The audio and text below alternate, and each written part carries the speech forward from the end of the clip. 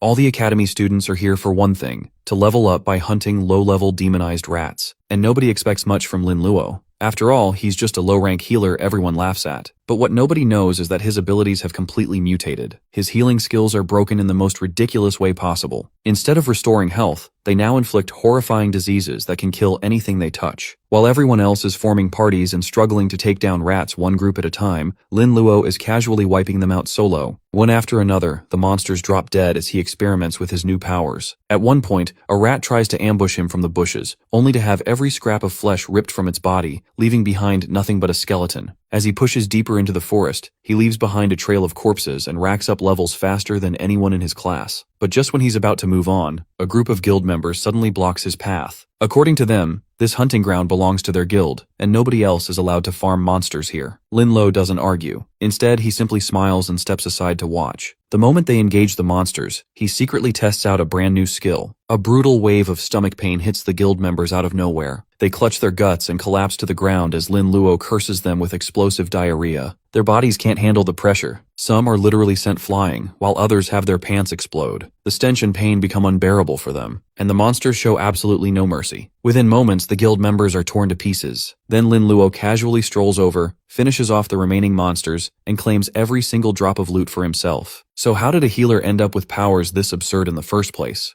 A new generation of students gathers in a large assembly hall for their own awakening ceremony. The atmosphere is tense as instructor Li Yu calls our protagonist Lin Luo to the stage. As a transmigrator, the boy walks up with immense confidence, secretly believing he is the main character of this world. He expects to awaken a legendary combat class that will allow him to soar above his peers and start an era of dominance. When he finally touches the awakening crystal, a blinding eruption of light fills the room, leading the onlookers to assume he has successfully triggered a high-level combat profession. Unfortunately, the reality does not match the spectacle. As the light settles, a notification reveals that Lin Luo has awakened as a priest with a meager D rating. His expression of triumph instantly collapses into horror because he has been relegated to a support role typically associated with healing and dispelling status effects. To make matters worse, the other students begin to whisper and mock him, noting that healers are almost always female. This leads to them jokingly labeling him a male mama, which deeply irritates our hero. While some friends like Tang Cheng try to offer hollow comfort by saying healers are necessary for any team,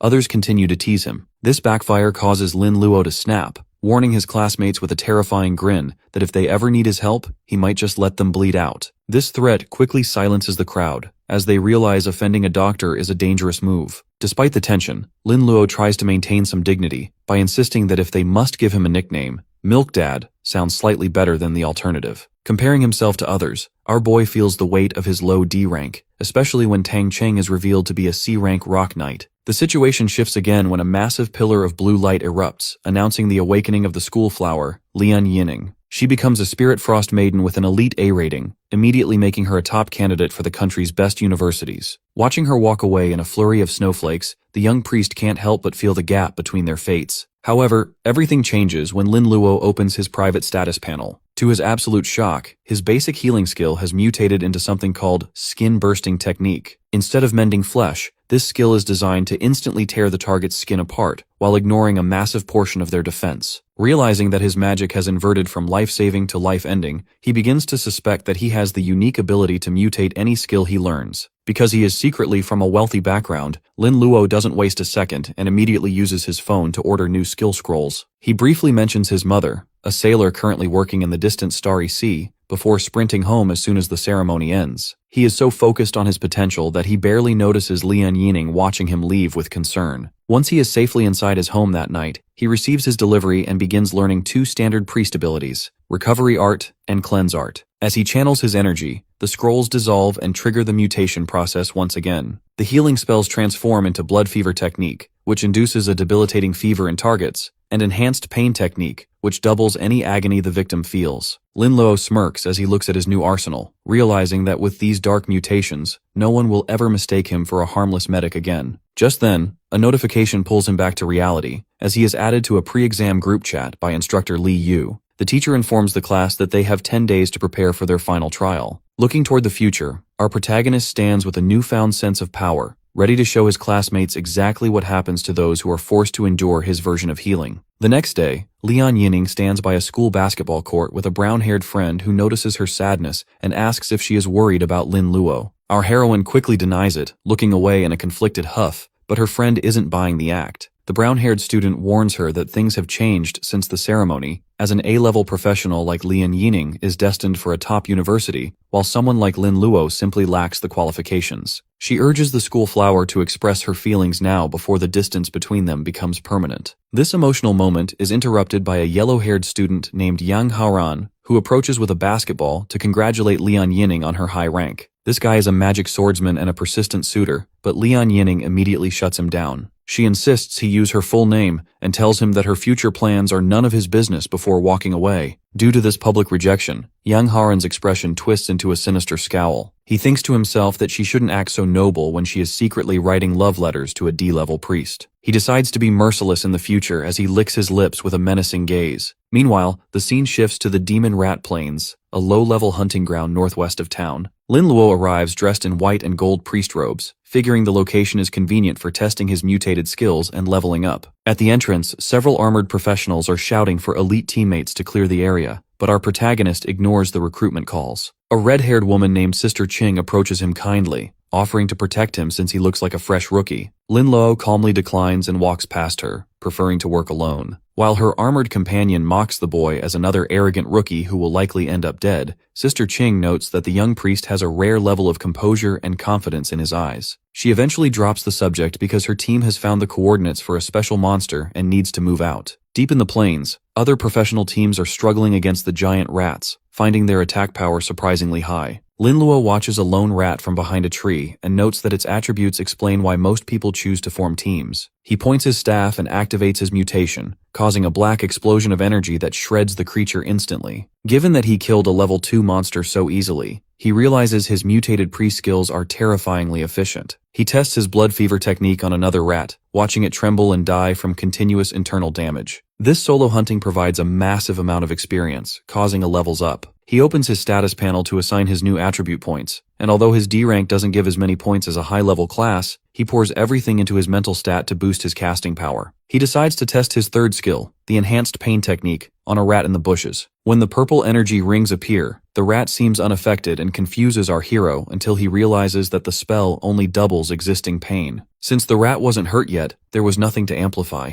The monster lunges at him, forcing Lin Luo to use his skin-shredding spell to blow the creature apart mid-air. He concludes that this specific debuff is best saved for durable bosses. Over the next 6 days, he continues his grind, repeatedly slaughtering level 10 rats until he hits level 10 himself. This milestone grants him a new skill point, but he discovers that derived skills on his skill tree are quite bizarre. One icon depicts a diseased stomach, which the system labels as acute gastroenteritis. Despite how underworld the skill sounds for a priest, our protagonist is intrigued and decides to try it. Suddenly, a massive shadow looms over him as a level 15 demonized giant rat leader appears, likely drawn out because Lin Luo killed so many of its subordinates. The boss lunges with its claws, but Lin Luo blocks the strike with his staff and retaliates with a defense-ignoring skin burst. He stacks his blood fever and pain-deepening techniques, causing the massive creature to writhe in agony. He realizes that while it would take 10 normal professionals to kill this boss, his mutated kit allows him to simply sit back and wait for it to die. However, his victory is interrupted by a group of men in purple robes. Their leader claims the Star Sea Guild has reserved all monsters in the area and threatens to attack Lin Luo if he doesn't leave. Instead of backing down, our protagonist stands there with a smile. As the fight with the rat leader nears its end, Lin Luo finds a spot on a nearby rock to relax. He casually watches from the sidelines while the Shanghai Union professionals take over the battle. These guild members are visibly struggling, shouting warnings to one another about the dangers of the boss even when its health is low. The captain and a bald teammate notice the boy sitting nearby, and although they are annoyed by his presence, they assume he is just a sensible rookie who decided to stay out of the way. When our hero notices them looking, he simply offers a smug peace sign, which only further irritates the captain.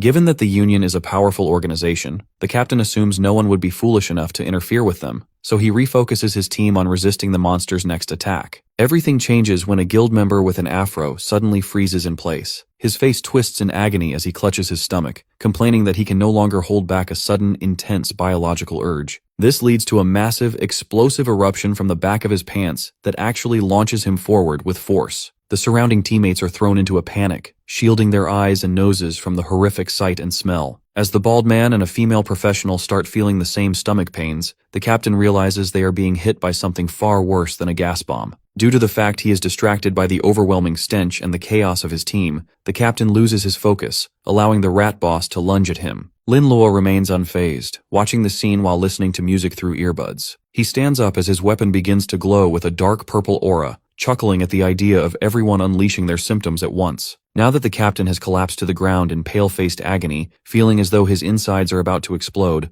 our protagonist decides it is time to end the farce. He unleashes a massive red and black energy blast that represents his mutated skin-bursting and pain-deepening techniques. The explosion consumes both the rat boss and the guild members, leaving the battlefield silent. As the smoke clears, our boy walks through the carnage to claim his rewards. He notes that he is the one who ultimately benefited from letting others do the hard work. Since he secured the kill, he reaches level 11 and receives a boost to his attributes. He searches the loot orbs and finds rare materials alongside a black and red skill book. He suspects the rare drop happened because he fought the boss solo, which usually increases the odds of finding high-level items. Among the loot is a magic moon's eyes ring, which he immediately puts on since its passive ability to recover mental energy is perfect for a caster. After testing the ring, he turns his attention to the new skill book titled Virus Transmission. He realizes that while his equipment skills don't mutate, his active spells certainly do. As he learns the new ability, it transforms into a terrifying power called Black Death Outbreak. He reflects on how the historical plague killed millions, and he realizes that even at level 1, this mutated skill could rival a forbidden curse when paired with his pain amplification. He feels a surge of ambition, imagining the lethal plague areas he can now create. Just as he prepares to pack up his materials, the air in front of him begins to crack with jagged red energy. A massive portal shaped like a door manifests in the forest, signaling the birth of a new secret realm called the Scarlet Altar. Lin Luo recognizes this as a high-stakes opportunity that is much more rewarding and dangerous than a standard dungeon. Because the realm will disappear once completed or closed, he knows he has to act fast. He sees that it is a difficulty level challenge for those between level 10 and 15. Although he knows it might be dangerous to enter alone, he decides that seeking wealth requires taking risks and steps into the red portal. Meanwhile, Sister Qing and her team of high-level professionals arrive at the same spot. They are celebrating a successful mission, but they stop in their tracks when they see the portal. While the men are disappointed that they are too high-level to enter, they suggest selling the coordinates on the black market for millions. Sister Qing has a different plan,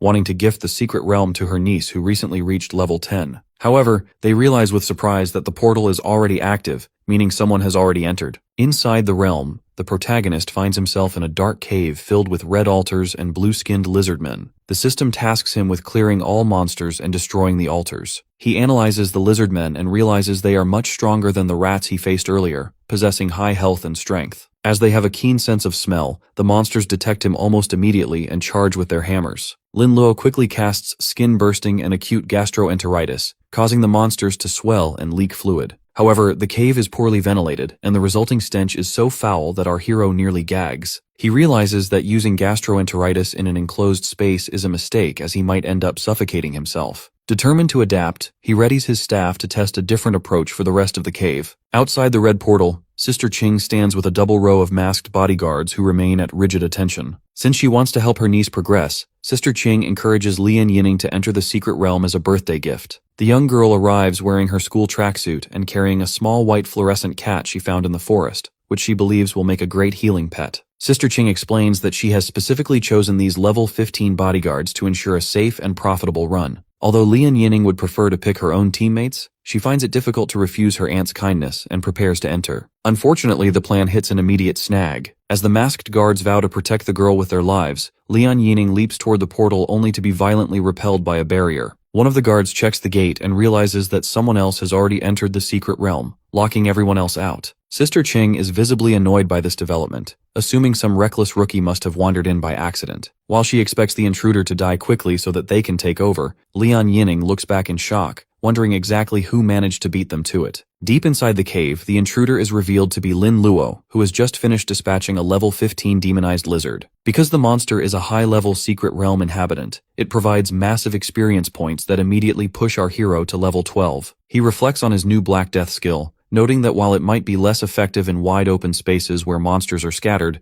This enclosed cave is the perfect environment for a biological disaster. The poor ventilation and high density of lizardmen mean he can turn the entire cavern into a massive infection zone. Since he cannot risk a direct confrontation with dozens of lizardmen at once, he decides he needs a pathogen to spread his virus. He spots an elite white-skinned lizard carrying heavy chains and identifies it as the perfect target because of its high physical defense but low magical resistance. Lin Luo casts his Black Death outbreak on the creature, causing dark veins to bulge across its muscles. As the infected elite returns to its patrol, its confused subordinates gather around, unaware that they are being exposed to a lethal plague. Our boy watches from the shadows as the virus spreads exponentially through the crowd, noting that the monster's lack of hygiene makes the transmission even easier. Now that he senses the infection has reached every corner of the cave, he decides the hour has arrived. He raises his staff and triggers a massive explosion that causes every infected monster to erupt in a blinding flash of energy. The cave is instantly filled with notifications of lizardmen dying, and the sheer volume of experience causes Lin Luo to level up 6 times in a row, reaching level 16. He is thrilled by the efficiency of his mutated kit, realizing that clearing an untouched secret realm solo is giving him a massive advantage. As he approaches the stone altar to finish the mission, he encounters a large lizard priest. He initially mistakes it for a survivor, but he quickly realizes he is facing a Silver Lord boss known as the Scarlet Lizard Priest. Because the boss is already wounded and attempting to cast a healing spell, Lin Luo decides to be merciless. He unleashes a rapid-fire sequence of his most painful mutations, including skin bursting, blood fever, and acute gastroenteritis. The boss is overwhelmed by the combined agony and collapses to its knees, gasping for air. Just as our protagonist prepares to destroy the altar and finish the job, a terrifying change occurs. A geyser of dark energy erupts from the fallen boss, and the spirits of the dead lizardmen begin to fly back toward the corpse. These ghostly forms fuse with the body, causing it to grow and mutate into a much more powerful entity. The resulting creature, a rampage mutation white lizard priest, stands before him with a massive increase in health and strength. Lin Luo watches the update with a grim expression,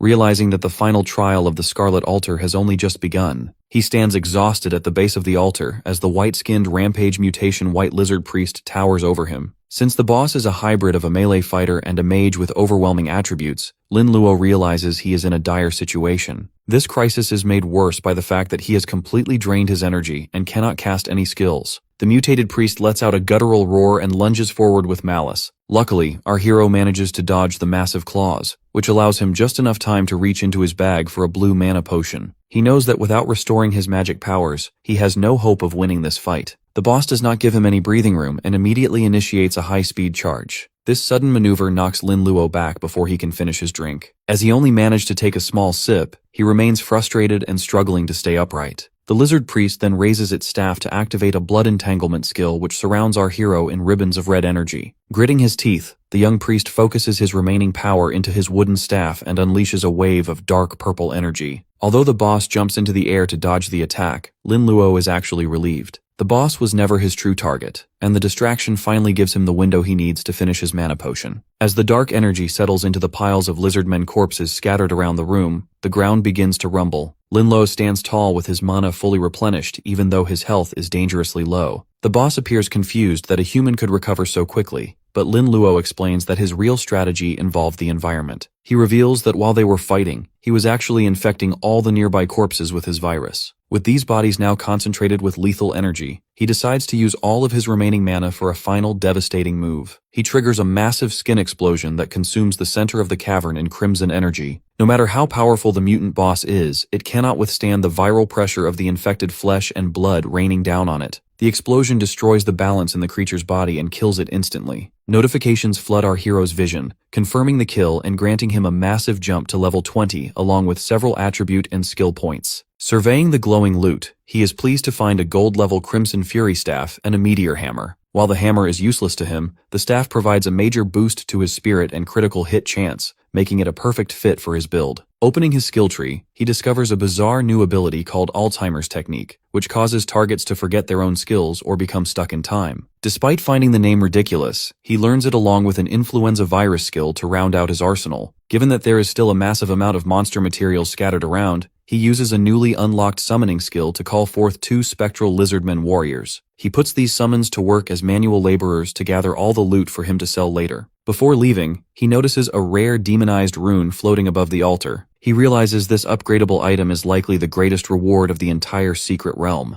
As he grabs the rune, a final completion banner appears and grants him a perfect pass reward. This massive windfall includes 100,000 experience points, 10,000 gold coins, and a resurrection cross. Following this huge experience boost, he levels up 4 more times to reach level 24. Outside the portal, Sister Qing and Lian Yining are waiting with their guards. When the portal ripples, the guards assume a failed team is retreating, but they are stunned when only one battered person walks out. Sister Qing initially feels pity for him, assuming his entire team must have died inside, and she tries to offer him some hollow words of comfort about being strong. Lian Yining rushes forward in total disbelief and asks what happened to his teammates. Lin Luo calmly explains that he was hunting solo, which causes the guards to whisper that he must be a liar or a braggart trying to deceive the young lady. Lin Luo ignores the skepticism and begins walking away to focus on trading his new items for money. Lian Yining chases after him while the guards continue to doubt his story. However, the situation changes instantly when the red portal begins to shrink. Sister Qing watches in total shock as the secret realm vanishes entirely. She finally realizes that the entrance only disappears once a realm is fully cleared, proving that the young priest actually conquered the entire challenge all by himself. In a forest clearing, Lian Yining runs to catch up with Lin Luo as he tries to walk away. She urgently calls out for him to wait, and explains that while her aunt's bodyguards are skeptical, she fully believes in his abilities, and knows he is telling the truth about clearing the realm alone. Our boy stops and turns but remains characteristically indifferent, noting that the opinions of others simply do not matter to him. Relieved by his calm reaction, the schoolflower takes a chance and asks if he will form a team with her for the upcoming exam competition. Since each exam consists of both individual arena fights and team raids, the stakes are incredibly high. Groups of 3 are tasked with clearing as many floors of a trial tower as possible to determine their ranking and eligibility for prestigious colleges and special awards. Lin Luo remains skeptical and points out that as a lowly D-rank priest, he is a poor choice compared to other elite professionals. However, Lian Yining pleads with him, insisting that she only wants to team up with someone she actually knows and trusts. Finding it difficult to refuse such a direct invitation, the boy finally agrees to the partnership. Later that evening, the scene shifts to the interior of Lin Luo's home, where he is relaxing on his couch. Having sold off the excess equipment from his recent raid and collected gold from monsters, he has accumulated a massive fortune of over 50,000 gold coins. Due to the favorable exchange rate, this translates to over 500,000 yuan,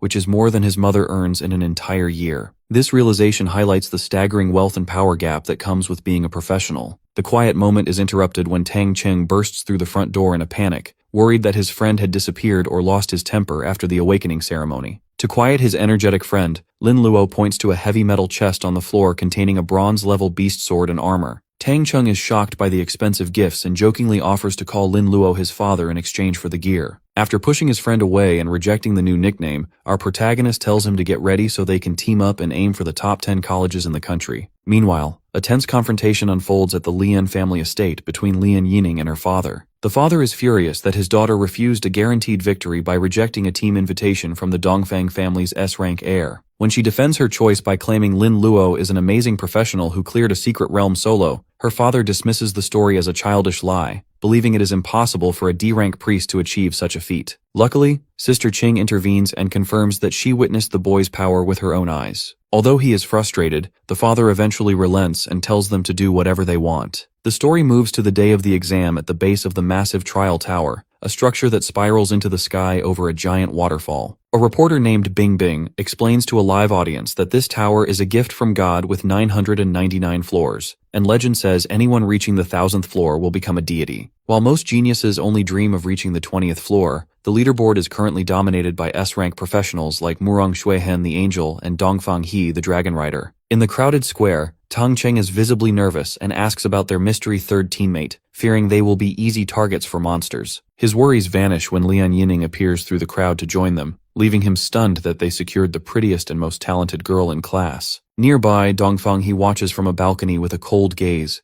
bitter over the rejection he suffered. He summons a yellow-haired student named Yang Haoran and forces him to join his team. As Yang Haoran is an A-rank magic swordsman, he is a perfect fit, though he is forced to abandon his previous teammates to serve the arrogant young master. Dongfang, he expresses his disdain for Lian Yining's short-sightedness and reveals that the only woman he truly respects is Murong Shuihen, the daughter of the prestigious Murong family. At the tower entrance, Murong Shuihen notices the odd trio of Lin Luo and his friends, but decides to focus on her own goal. She isn't just looking for a high rank, She is determined to win the world's marvelous artifact that serves as the ultimate prize for the winner. Suddenly, a massive pillar of light signals the start of the exam and teleports the students inside. Lin Luo and his team find themselves in a dark, rocky world. As a pack of demonic dogs charges from the shadows, Lin Luo prepares to finally unleash his mutated powers. However, Lian Yining quickly transforms into her Spirit Frost Maiden form. She releases a massive ice attack. By instantly freezing the entire horde into crystal, she tells our protagonist to stay back so she can protect him. This leaves the young priest standing behind her with his staff, feeling slightly disappointed that his big moment was stolen before it could even begin. The massive, spiraling Tower of Trials dominates the horizon, its jagged floors beginning to glow with yellow light as the examination gets underway. Inside a control room, instructors observe the holographic progress, noting that candidates are pushing themselves to make an impression, as their final results depend on how many floors they can clear within a 12-hour limit. A stone ledge marked with a flag for the 7th floor indicates that some teams are moving at an incredible pace. Observers note that the top spots are currently held by elite students like Dongfang He and Murong Shuihen, but they are shocked to see Lian Yining's team holding the 3rd place position. While the white-haired ice professional stands ready for battle, the camera reveals Lin Luo sitting lazily against a rock in the background. This sight leads the onlookers to label him a loser, assuming he is simply riding the coattails of his hard-working teammates. Lin Luo looks up at the exhausted Lian Yining and casually mentions that since he is a priest without healing skills, he can only offer her health potions. He dismisses the current level of monsters as being unworthy of his personal intervention, which causes the girl to tell him to stay back and stay protected. The instructors watching the feed identify her as the daughter of the prestigious Lian family and an A-rank hidden professional. They express jealousy that a boy like Lin Luo and a C-level knight like Tang Cheng are being carried by such a talented girl. They predict that even though her strength has brought them to the 10th floor, she will soon reach her limit on account of her 2 deadweight companions. Meanwhile, Sister Ching sips tea and scoffs at the observer's comments, knowing that the boy who cleared a secret realm solo is far from a waste. She secretly hopes her niece will be brave enough to pursue her feelings for him. 3 hours later, the facility courtyard is filled with wounded students on stretchers, screaming for medical help. As the difficulty of the tower increases, more candidates are being injured or killed by the strengthening monsters. With the monsters on the higher floors being so powerful that they destroy recording equipment, there is no footage available past the 15th floor. This lack of surveillance also helps keep the candidates' ultimate trump cards secret for the individual competitions. The observers notice that Lian Yining's team has now dropped to 37th place, confirming their suspicions that she couldn't maintain a high rank while carrying 2 losers. On the 19th floor, the environment is a jagged landscape of ice where Lian Yining and Tang Cheng are leaning against the shards, panting with heavy exhaustion. The girl fears she has reached her limit, while Tang Cheng praises her for single-handedly carrying the team to such a terrifyingly high floor. At this point, the perfectly clean and calm Lin Luo walks past them toward the center of the field, announcing that he is taking the lead. Tang Cheng is confused by this shift in leadership, but Lian Yining tells him to check Lin Luo's information panel. The knight is shocked to discover that Lin Luo is actually level 26, a level so high it breaks the records of all current candidates. When Tang Cheng asks if he truly cleared the secret realm alone, the priest simply points to the expensive gear he provided for his friend as proof. Lin Luo identifies a frozen monster and asks the Ice Maiden if she can unfreeze it. He explains his strategy that given monsters live in packs, a terrified survivor will run back to fetch reinforcements. Our protagonist smiles confidently, telling his teammates to prepare for a massive level up. Once the brown-skinned creature is released, it roars in confusion and sprints away. However, the ground soon begins to tremble, but it isn't just the returning reinforcements. A massive horde of dozens of monsters, including goblins, charges over the hills toward them. Tang Xing notes that they had already cleared the surrounding area, so these monsters shouldn't be here. Lin Luo looks toward a distant cliff and spots 3 malicious silhouettes who have intentionally lured the monsters there to sabotage their competition. As a monster lunges at the overwhelmed school flower, a massive explosion of energy suddenly erupts to protect her. Lin Luo stands forward, having invoked a summoning skill that brings forth multiple red-skinned lizard men. He points his staff and commands his warriors to charge, leading the lizard men to tear through the enemy horde with ease. While his friends watch in awe, assuming this is an equipment-based skill, he holds his staff as a dark red aura explodes around him, and he triggers his Black Death outbreak. A massive white dome of energy expands from his weapon and consumes the entire area, causing dozens of monsters to instantly disintegrate into black dust. As experience notifications flood the screen, Lian Yining and Tang Cheng are left standing in a quiet, empty battlefield. Tang Cheng realizes his friend was right about simply waiting for the level up. However, Lin Luo is not yet satisfied. He forms a ball of energy in his hand and slams it down, calling forth an energy that covers the entire mountain range to ensure the death of every remaining creature on the floor. The aftermath of Lin Luo's intervention is visible as piles of bear goblin corpses disintegrate into trails of green energy. Due to this massive slaughter, a system notification confirms that the team has slain the level 20 monsters and harvested a significant amount of experience points. Tang Cheng watches the surging numbers with wide, stunned eyes, barely able to process the speed of their growth. This display of power prompts a puzzled Lian Yinning to ask our protagonist if he possesses a wide-range poison skill, as the devastation is absolute. Lin Luo calmly clarifies that his ability is actually contagious, which catches her attention. The Spirit Frost Maiden analyzes the situation and notes that since bear goblins are naturally resistant to toxins, the skill must be something far more potent than simple poison. Lin Luo praises her intelligence and confirms that he is using a disease-based skill rather than a chemical one. He explains that his mutation allows him to plant a virus that infects a target's cells almost instantly. As the virus spreads from one host to another, every fallen goblin now carries billions of pathogens. He notes that due to the sheer number of infected monsters, the viral load has reached a tipping point where the quantity has triggered a quality change. As a result, a dense green cloud of viral miasma has expanded to surround the entire floor of the tower. This horrific revelation causes Tang Cheng to sweat profusely, fearing the virus might consume him as well. Luckily, Lin Luo offers a playful reassurance that he is actively controlling the spread to protect his allies. However, his expression turns cold, as he realizes that those who are not on his side will not be so fortunate. The scene shifts to the three saboteurs who are running through a different section of the tower, laughing about how Lin Luo's team has likely been eaten alive. The group leader urges his teammates to move faster, estimating they will reach the next floor in 10 minutes. Their arrogance vanishes when the environment suddenly darkens, leaving them confused by what looks like a sudden cloud cover. They look up in pure terror as a massive black shadow descends from the sky and crashes through the trees toward them. The black miasma quickly envelops the trio, causing them to cough violently as they struggle to breathe.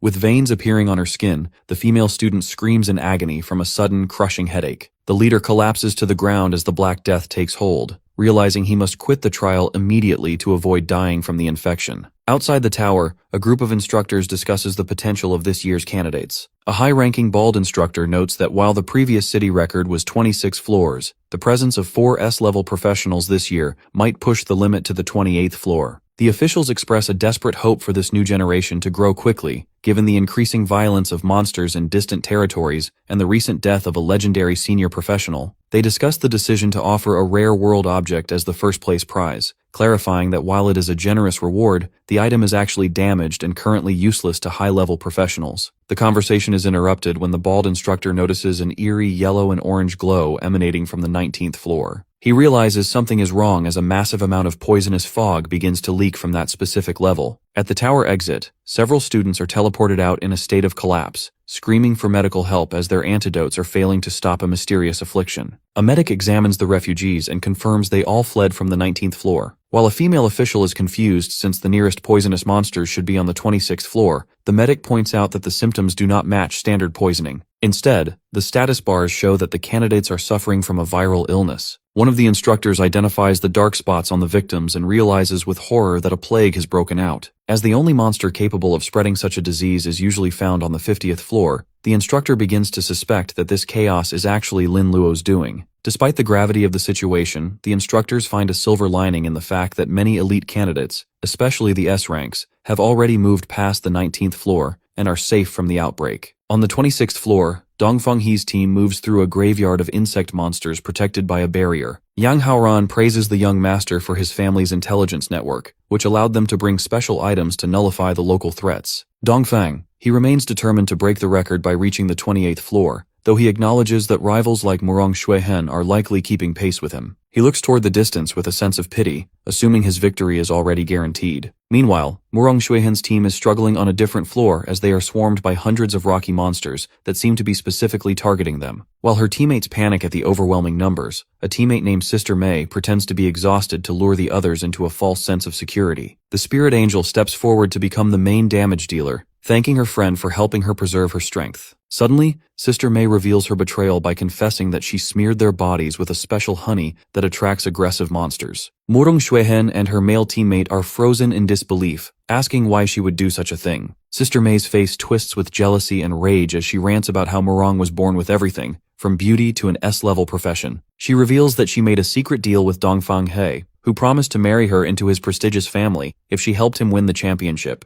She begs Murong to sacrifice herself for the sake of their friendship, convinced that this is her only chance to finally win something. Although the male teammate shouts at her for the betrayal, Sister Mei refuses to listen, claiming that any warnings about Dongfang He's deception are just lies born of jealousy. Murong Xuehen looks at her former friend with a mix of pity and stoicism before deciding her next move. Instead of trying to force her way through the horde, she prepares to exit the tower, recognizing they have already qualified for the individual competitions. She stands tall with her divine wings, determined to take the throne back from Dongfang He during the final matches. After successfully clearing the lower levels, our trio stands before the rocky entrance to the 20th floor, which looks like a massive, gaping mouth with purple eyes. Tang Chung is visibly excited since being with Lin Luo has made the climb effortless, allowing them to harvest experience points at an incredible rate. Lin Luo remains calm and reminds his friend that the real work is yet to begin, suggesting they move directly to the next level before the monsters even have a chance to respawn. This confidence leads Tang Cheng to joke about easily reaching the 50th floor just for fun. However, Lian Yining is more analytical and notes that while these skills are efficient, they must have a limit, likely related to magic power or the high magic defense of stronger monsters on higher floors. Our protagonist agrees with her assessment, clarifying that his abilities are specialized for enclosed spaces like secret realms where monsters are crowded together. He admits that in open areas with high air circulation, the effectiveness of his viral spread is significantly reduced. This leads the school flower to bring up another concern regarding the collateral damage of his wide-range skills. As the plague spreads so far, other candidates are being caught in the crossfire, which might ruin their results and cause them to resent the team. Tang Cheng tries to brush this off as self-defense, but the priest simply smiles and asks why he should care about offending others. He explains his philosophy that in a world of constant struggle, one must fight to survive. And if professionals cannot handle a minor setback like this, they have no hope of standing against actual monsters or aliens. This bold stance inspires his teammates, who both vow to stand by his side as they step through the portal to the next level. The team arrives on the 20th floor, a tropical plain filled with palm trees and reptilian beasts. To get things moving, boulders suddenly rain down from the sky as Tang Cheng uses a fallout technique to draw aggro. He acts completely deranged and aggressive, even gesturing rudely at the monsters to ensure they focus all their rage on him. This causes a massive swarm of flying insects and ground dwellers to chase him back toward the group. While sprinting for his life, Tang Cheng begs for the virus to be released, while Lin Luo jokingly remarks that his new equipment is so tough that any monster swallowing him would probably end up constipated. When a beast finally lunges at the boy, Lian Yining steps in with a blue ice barrier, using her frost magic to slice through the air and protect him. She is determined to let no one harm her friend as a massive army of monsters charges from the horizon. With total indifference, Lin Luo finally raises his staff and triggers a towering pillar of black energy known as the Black Death Outbreak, which obliterates everything in its path. Outside the tower, the atmosphere is tense as officials monitor the leaderboard. They note that Dongfang He and a swordsman named Chen Feng An have reached the 27th floor, breaking the city's previous records. While they celebrate the rise of these geniuses, they are disappointed that Murong Xuehen stopped at the 26th floor. Some instructors wonder if she had an accident, but others believe setbacks are necessary for a true genius to grow, comparing the situation to legendary figures who rose from commoner backgrounds despite being attacked by jealous rivals. This discussion is cut short when a panicked guard arrives to report that a mysterious poisonous cloud has appeared on the 19th floor and is rapidly spreading upward. In just 4 hours, the miasma has consumed everything up to the 24th floor, affecting over 3,000 candidates and leaving fewer than 100 elite students active in the upper levels. The officials suspect this isn't a natural boss, but a man-made disaster caused by a group of traitors known as the Fallen, who worship alien demon gods and live only to cause destruction. They fear these cultists are targeting the S-class professionals, but given the tower is blocked during exams, they can only hope the students are strong enough to fight back. Back inside on the 26th floor, the team emerges from a blue portal after another successful hunt. Tang Cheng is ecstatic at having reached level 20 in record time, while Lian Yining has hit level 25. When they ask about his progress, Lin Luo reveals he has reached level 30, which has unlocked 4 new skills. He is momentarily stunned by the bizarre nature of his new arsenal, which includes reproductive excitation, genital warts, gonorrhea spread, and syphilis outbreak. Although he wonders if he can change these cruel mutations back to normal skills, he ultimately smirks with a perverted joy and decides to learn every single one of them. This dark expression worries his friends, and though Lian Yining asks what he learned, he tells her it is better if she doesn't know. To change the subject, she mentions that reaching level 30 means he can perform his second job transfer. Our boy realizes he doesn't have to wait as he already possesses a hidden job transfer book from his previous secret realm. He activates the item, causing a red ritual circle to manifest behind him. 2 unique hidden options appear in the air before him, forcing him to choose between becoming an S-rank evil doctor or a Dark Lord. The first is for the Dark Lord, an undead-themed profession that promises immense power but carries the heavy cost of turning him into a skeleton and permanently ruining his charisma. Lin Luo quickly rejects this option as he isn't comfortable with losing his human appearance and feels it doesn't align with his current skill set. Luckily, the second card reveals the Evil Doctor class, which excites him immediately. This profession focuses on non-responsible surgeries that cause random disabilities or organ transplants in others. He finds this incredibly appealing as he gets to experience the thrill of a blind box, where he has all the fun while his enemies bear the consequences. Upon choosing to become an evil doctor, a system notification confirms the job transfer and assigns Lin Luo a unique hidden quest called Silver Heart. To complete this mission, he is required to kill a silver-level humanoid boss and claim its heart within a 1-month time limit. Realizing the weight of this task, Lin Luo stands with his teammates near a portal and explains that they must now go their separate ways. Both Lian Yining and Tang Qing are shocked and immediately offer their help, but Lin Luo declines. He points out that finding a silver humanoid boss in the wild is nearly impossible since powerful guilds usually snatch them up, making the boss on the 30th floor of the tower his only viable target. He insists on going alone given that he believes a 3-person team is too big of a target for such a dangerous floor, and he doesn't want to be responsible for their safety during such a high-stakes fight. Tang Chung accepts the decision, noting that they have already made a fortune by reaching the 26th floor thanks to Lin Luo's help. However, as our hero turns to leave, Lian Yining stops him by grabbing his hand. She insists that he take her stand-in puppet, a rare one-time item that can absorb a lethal blow. Although Lin Luo initially refuses as he knows her family gave it to her to save her own life, the school flower looks at him with a flushed face and tells him his safety is the most important thing to her as a friend. She nearly confesses her romantic feelings in the heat of the moment, but stops herself, quickly urging Tang Qing to teleport out with her before things get more awkward. Left alone, the young priest reflects on the weight of her gift while preparing for his solo climb.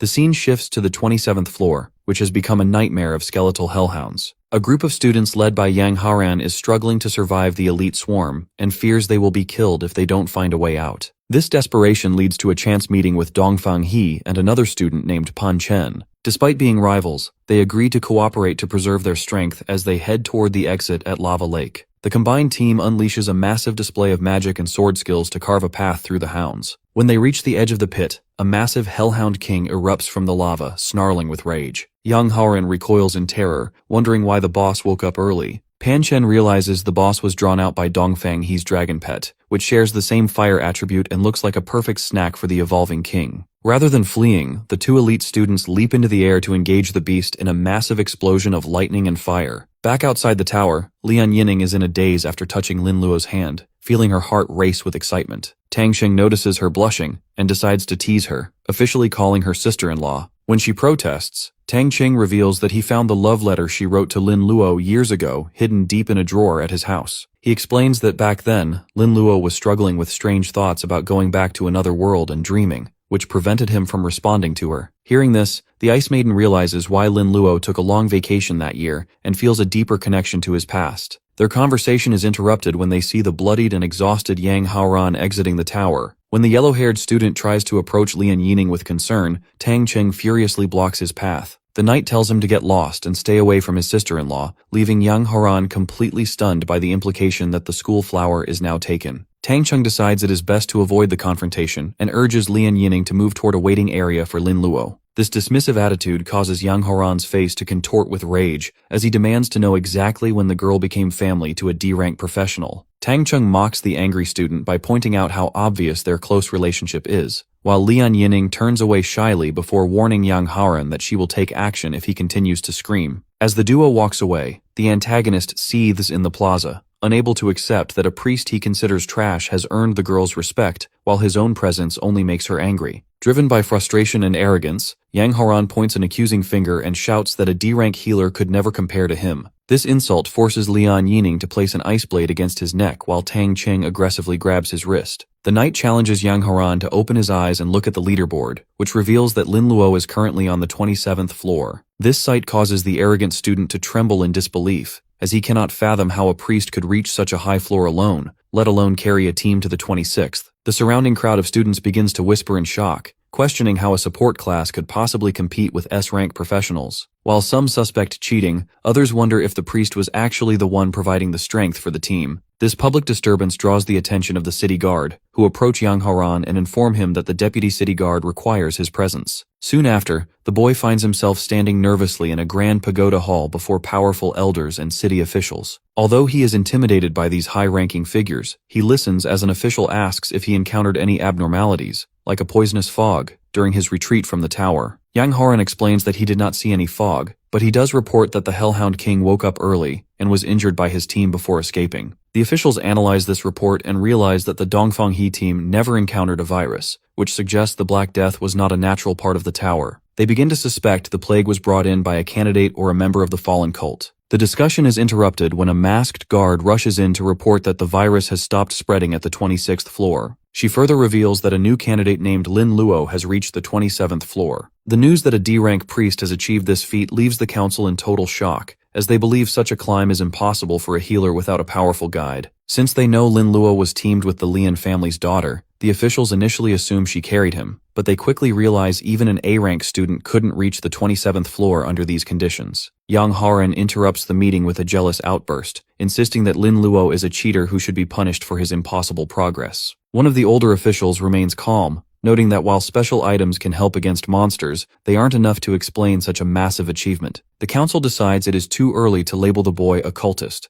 but they agree that a careful investigation into Lin Luo's background is necessary. Meanwhile, the scene shifts to the private quarters of Sister Qing, where she has summoned her niece for a private talk. The aunt winks and reveals that she has already deduced that the Black Death is actually one of Lin Luo's skills. She explains that since every candidate between the 19th and 25th floors was poisoned except for their team, and given the boy's history with secret realms, the culprit is obvious. Sister Qing warns a pale and shocked Lian Yining that once the chaos settles, people will eventually identify Lin Luo as the source of the plague. With many of the infected students belonging to powerful families who lost grades and rankings due to him, she predicts a massive revenge spree if the truth goes public. Lian Yining panics at the thought of her friend being targeted and asks for a way to protect him. Sister Qing points directly at her niece, explaining that she is the only one who can solve this problem. She outlines a plan that must be kept secret from the girl's father, whom she describes as a fool who would only interfere and stop them. Despite her embarrassment and a bright red face, the school flower clasps her hands to her chest with total resolve. She declares that she is willing to do whatever it takes to ensure Lin Luo's safety. The story shifts towards the main character. He stands on the 27th floor observing a pack of hellhounds behaving erratically due to his reproductive excitation skill. Lin Luo notes that the debuff is surprisingly effective at distracting the monsters, but the bizarre scene is suddenly interrupted by a massive fire geyser. From the flames, the dark-skinned Hellhound King emerges with a ferocious roar, leaving our hero surprised since the boss typically remains dormant. Upon closer inspection, he notices red gashes and deep injuries covering the monster's body. He realizes the Hellhound King was likely beaten by a previous team and retreated to the lava lake to recover, only to now take its frustration out on him. Lin Luo remains confident and raises his staff as green energy surround it,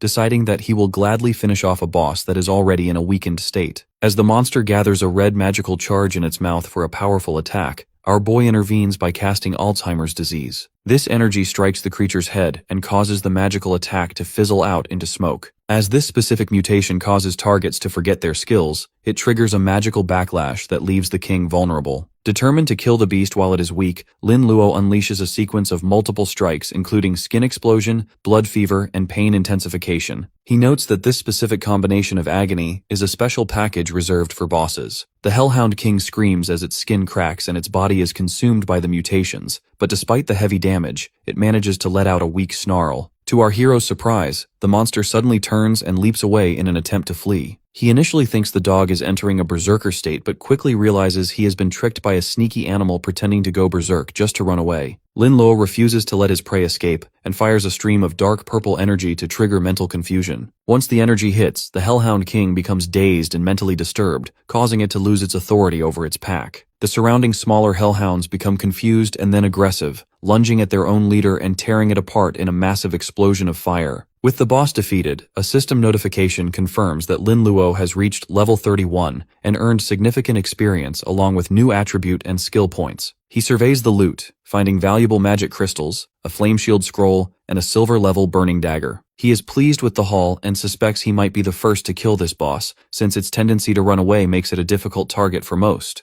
Looking up at the fire-filled sky, our hero realizes there are only 2 hours left before the exam ends. He sets his sights on a distant portal, knowing he must reach the 30th floor immediately to complete his job change mission. Meanwhile, the scene shifts to a luxury hotel room where Murong Shuihen is informed by her assistant that her former teammate Li Mei has disappeared. She is not surprised and labels the girl a fool for her betrayal. Due to this disloyalty, she orders her assistant to ruin Li Mei's family financially and exile them from the city within 3 days. When the assistant offers an update on the tower rankings, Murong initially dismisses it, assuming Dongfang He is in the lead as usual. However, she is stunned to learn that a D-rank priest named Lin Luo is currently on the 28th floor alongside the top S-rank heirs. She remembers seeing him with Lian Yining and quickly connects the dots regarding the mysterious poisonous fog that appeared in the tower. She suspects the virus was actually Lin Luo's doing and reflects on Lian Yining's kind nature, realizing the girl must have seen great potential in the boy. While the assistant wonders if the priest is a serious threat,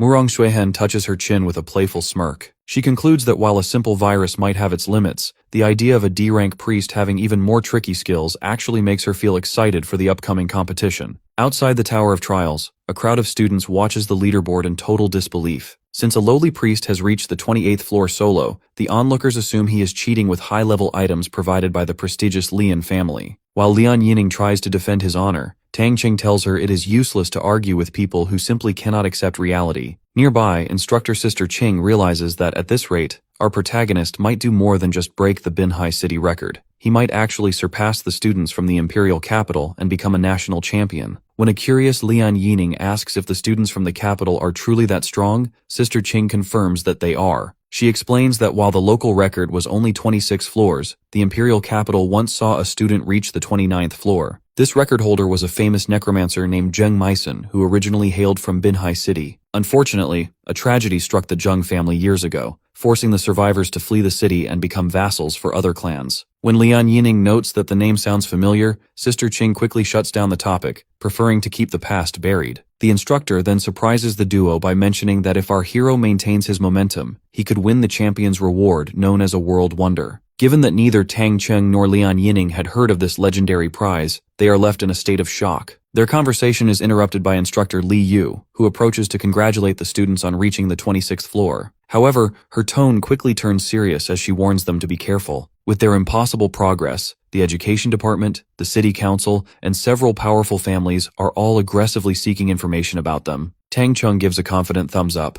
explaining that Lin Luo already planned for this and told his teammates to blame everything on him. Inside the tower, the environment on the 28th floor has shifted into a rugged mountain range filled with level 40 harpies and level 42 bloodthirsty willow trees. Dongfang. He is crouched on the ground, covered in dirt and wounds. He is breathing heavily as the monsters here are far more difficult than he anticipated, and his dragon pet was nearly killed in the struggle. Despite his exhaustion, his stubborn pride pushes him forward. He vows to surpass the record set by Zheng Meisen to prove that the Dongfang family is the best in the world. As he crawls toward the territory of the ice toads, a blonde harpy spots him and prepares to attack. Strangely, the harpy suddenly stops midair and turns its attention towards something else in the distance. Dongfang. He is confused, wondering if another person has been found. When he looks through the trees, he sees a harpy pinned to the ground, and multiple others being restrained by the red tentacles of the bloodthirsty willow trees. He initially assumes the monsters are fighting each other, but upon closer inspection, the scene looks far more disturbing. The harpies are gagged and tied up by the vines in a way that looks like a group perversion game rather than a battle. Lin Luo then walks calmly into the frame, his white robes completely untouched by the chaos. Watching from behind a rock, Dongfang. He realizes that this candidate is likely the one responsible for the bizarre scene. Our guy looks at the monsters with a casual expression, noting that his reproductive excitation skill is even more terrifying than he thought since it works across different species. Although he would like to stay in farm experience while the monsters are distracted, he realizes he is running out of time and needs to reach the next floor. Seeing the priest move forward, Dongfang He's face turns murderous. He cannot understand how a support class could have such twisted control techniques and assumes Lin Luo must have a rare hidden profession. Driven by a desperate need to win, the young master decides he cannot let our boy advance. He prepares to force his injured dragon pet into one last stand, convinced that he must be the champion at any cost. The scene then shifts to a frozen mountain range where level 43 ice-poisoned toads gather around a lake. Lin Luo stands at the edge of the water, shivering as the temperature drops to 100 degrees. Since entering the water rashly would mean freezing to death, he realizes he needs a way to resist the cold. As priests are technically mages, he decides to use the Flame Shield skill scroll he looted from the Hellhound King. As he prepares to learn the defensive spell, he can't help but wonder exactly what kind of dark mutation this fire magic will turn into. The process triggers a dark mutation that grants him the penicillin phage antibody shield. As this skill is a passive mutant ability, it begins to devour the elemental power of the sub-zero environment, generating permanent cold antibodies for his body. This immediate adaptation causes Lin Luo to feel the biting chill fade away, making him realize that he can now survive extreme conditions like magma pools or acid seas. While he runs across the frozen landscape toward the next floor, Dongfang, he remains hidden behind him, struggling to breathe in the intense cold. Given that he does not have Lin Luo's unique resistance, he is forced to rely on expensive flamestones just to keep his body temperature stable. Watching our hero march through the snow without effort causes Dongfang He to feel a surge of desperate rage. To regain his advantage, he turns to his red baby dragon and forces it to swallow a green elixir. This medicine is designed to double the creature's strength by burning its blood, though it carries the heavy cost of draining the dragon's life essence. Driven by a ruthless need to be the sole champion, the young master commands his pet to launch a lethal sneak attack. As the dragon lunges through the air, Lin Luo stops in his tracks, surprised to see a dragon in a territory that should only contain ice toads. He quickly identifies the creature as the pet of the famous candidate Dongfang He, but since he has no personal grudge against the guy, he is confused as to why he is being targeted. Luckily, Lin Luo does not waste time overthinking the situation, and immediately materializes several lizardman warriors to meet the threat. Although the dragon's claws easily tear through the summons in a massive eruption of fire, the sacrifice of the warriors provides Lin Luo with enough time to observe the creature's high defenses. He attempts to retaliate with a skin explosion, but realizing the dragon is too sturdy for a quick kill, he decides on a more tactical approach. Our protagonist channels a dark energy through his staff to trigger mental confusion, striking the dragon directly in the head. This causes the pet to become dazed and disturbed, leading it to lose its sense of direction and fly straight back toward its master, Dongfang.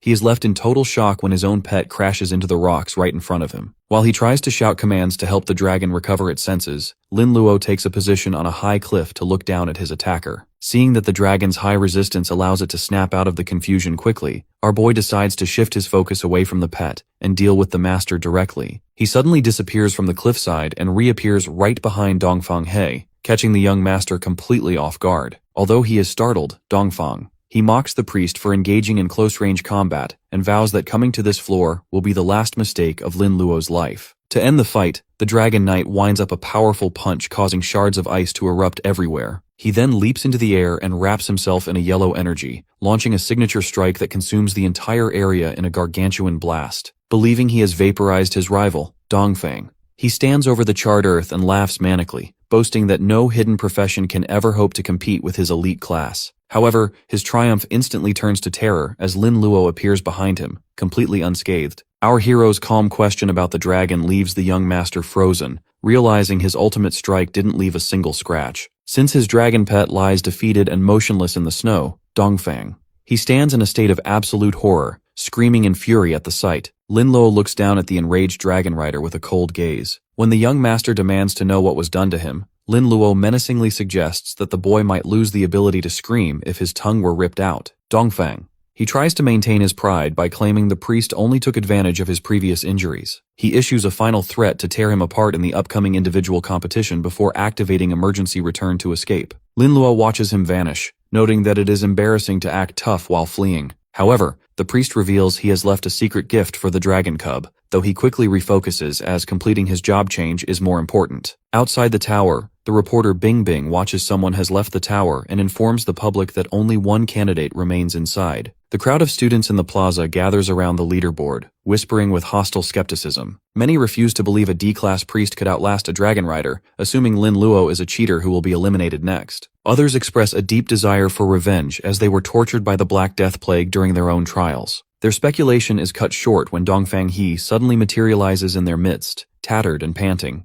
The students are shocked to see the elite heir eliminated first, but their confusion turns to disgust as they notice something wrong with his dragon. The red dragon appears extremely nauseous and suddenly releases a massive, foul geyser of green liquid over the entire crowd. Due to this disgusting eruption, the surrounding students are drenched in stinging slime and forced to beg for respirators to survive the intense stench. Dongfang He is left in a state of pure, horrified humiliation, realizing that Lin Luo must have sabotaged his pet. He vows to get his revenge tomorrow while struggling not to vomit himself. Meanwhile, At the Dongfang family residence, the patriarch Daizong meets with an arrogant ancestor who is certain that no one can challenge the young master for the top rank. When Daizong mentions that a D-level priest is still in the tower, the ancestor dismisses the news as secretive tactics and mocks Daizong's own A-rank potential. This lecture is interrupted by a beep from a watch, which delivers the shocking notification that the heir has been eliminated and publicly embarrassed by his dragon stench. Both men are left pale and stunned by the news of this unprecedented failure. Back on the 28th floor, Lin Luo encounters a level 43 ice-poison toad known for its ability to self-destruct. He initiates the fight with a skin explosion, causing the creature to swell grotesquely. As the toad prepares to detonate and take the priest with it, Lin Luo calmly activates his Alzheimer's mutation. This causes the monster to forget its own skills, leading it to shrivel and die silently instead of exploding. Since he prevented the blast, Lin Luo is safe to collect the experience points and examine the loot orbs that materialize in the snow. He discovers a rare item called an ice poison bead, which claims to increase spirit power by 1 point when swallowed. This discovery makes him skeptical since most attribute-boosting treasures have a strict consumption limit to prevent professionals from scrubbing the tower clean. After a moment of logical deduction, he has an epiphany. He realizes that as the toads normally explode upon death, they destroy the beads in the process. High-level professionals usually ignore these lower floors, while low-level ones lack the specific control skills to stop the self-destruction. Realizing he has stumbled upon an unexplored treasure trove, Lin Luo decides that this opportunity is well worth the effort. Lin Luo delivers a massive skim explosion strike that shrivels an ice-poisoned toad into a blackened husk. Since he is perched on a high ledge, he is able to watch the carnage until a sudden blast of ice spikes tears through the air toward him. Luckily, the young priest anticipates the strike and moves just in time. The impact shatters the rock where he stood, sending debris flying. Once safe, he receives a notification for killing the level 43 monster. He realizes that while he gained significant experience, the creature dropped no materials. This confirms his theory that preventing the toads from self-destructing is the only way to harvest their valuable beads. Determined to move quickly, Lin Luo spots a valley filled with dozens of monsters. He leaps from an icy pillar into the swarm and unleashes waves of dark energy. As he strikes them down, the noise of the battle draws even more creatures to his position. He is pleased by this as it allows him to gather a large group for a more efficient slaughter. He holds out his hand to form a pulsing sphere of dark energy, while the surrounding corpses begin emitting a dark mist. As he prevented these toads from exploding, he is able to use their bodies as incubators for a massive load of the Black Death virus. As the air becomes saturated with pathogens, our hero triggers a Black Death outbreak. A wall of black smoke consumes the area, resulting in a flood of experience notifications that push him to level 36. Although he is exhausted by the energy required to kill such high-level monsters, his efforts are rewarded with nearly 250 ice poison beads. He immediately begins absorbing the treasures, watching as golden energy swirls around him. Since each bead increases his spirit energy, his mental power quickly doubles, making him feel refreshed and significantly stronger. This surge in power causes the demonic rune in his possession to activate. The item absorbs the surrounding energy and souls, unlocking new effects that boost his attributes and grant him the ability to transform into any creature he has killed. Most importantly, it now provides massive mana recovery, removing any future concerns about energy consumption. Just as he realizes the potential of this upgrade, a massive shadow falls over him. The Ice Poison Toad King emerges, a level 45 boss with lethal freezing abilities.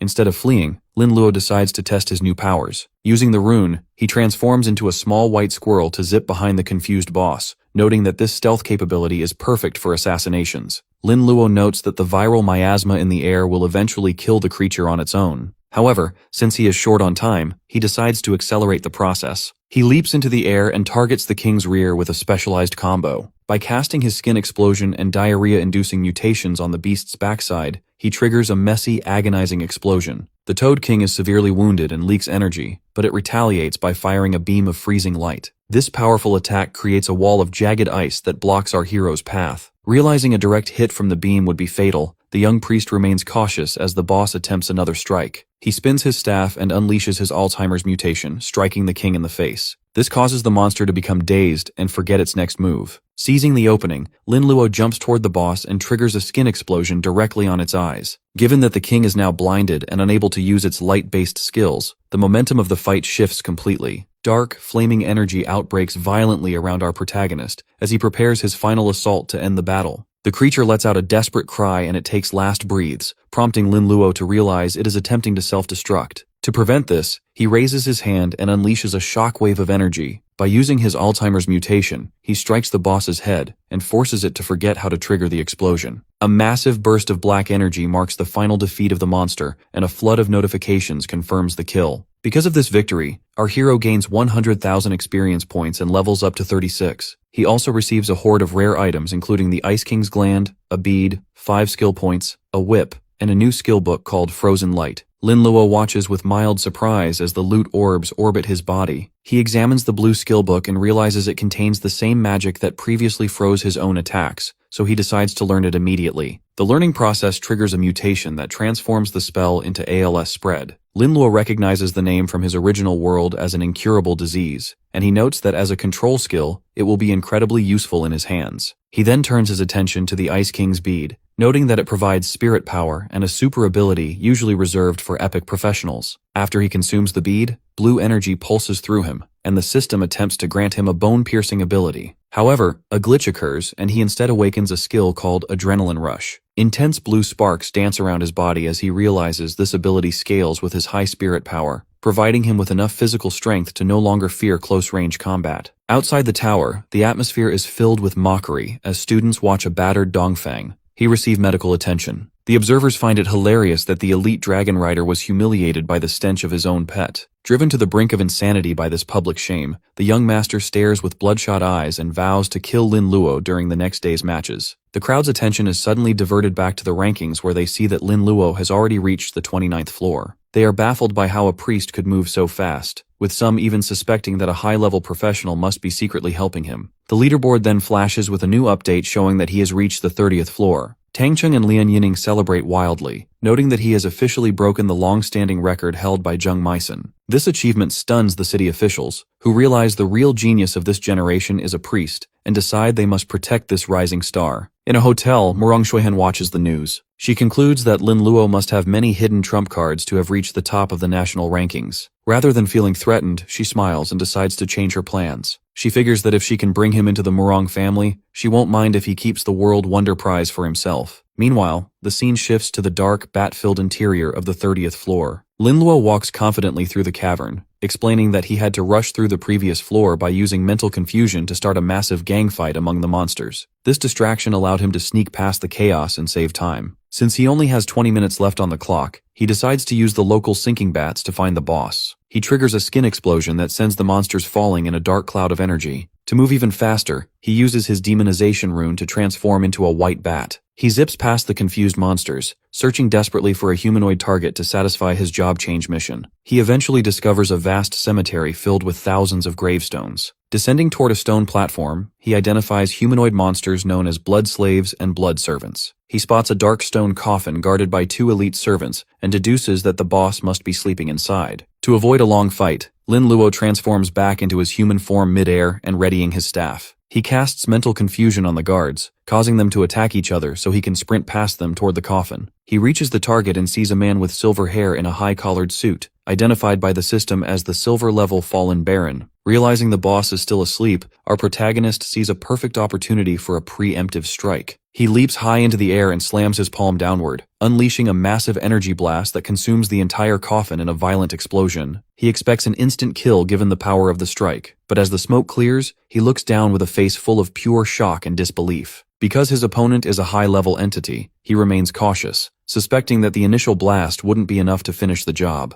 This movement triggers a horrific transformation as dark blood and smoke begin to rise from the ground, coalescing back into the Baron's tall, silver-haired form. Watching the liquid reorganize into a physical body, Lin Luo realizes that standard combat methods are useless against a monster that can reconstruct its own flesh. The Baron throws his head back and lets out a monstrous, wide-mouthed scream that creates a physical shockwave. This sound attack is so fast and powerful that it blows our hero backward, forcing him to acknowledge the creature's immense speed. As the monster's shadow looms over him, he finds himself pressed against the ground in a dire position. The sheer pressure of the situation manifests as a weight of tormented spirits, leaving him with no choice but to tap into his newest ability. Lin Luo's silhouette suddenly transforms into a black form connected by golden constellations as he activates his adrenaline rush. This surge of energy is so intense that the young priest feels a manic level of power, granting him the speed necessary to dodge the Baron's follow-up strikes with ease. In response to this new threat, the boss roars and causes two shadowy blood clones to split from his body. Although these clones possess half the strength of the original, Lin Luo slides across the battlefield and evades them effortlessly, mocking their lack of speed. The battlefield erupts into a massive explosion of dark red blood flames, but the Baron emerges from the fire with a menacing grin, seemingly unbothered. Luckily, our boy is already protected by a shimmering resistance shield that absorbs the impact. Taking the initiative, the young priest unleashes a spinning vortex that strikes the boss with a massive discharge of energy.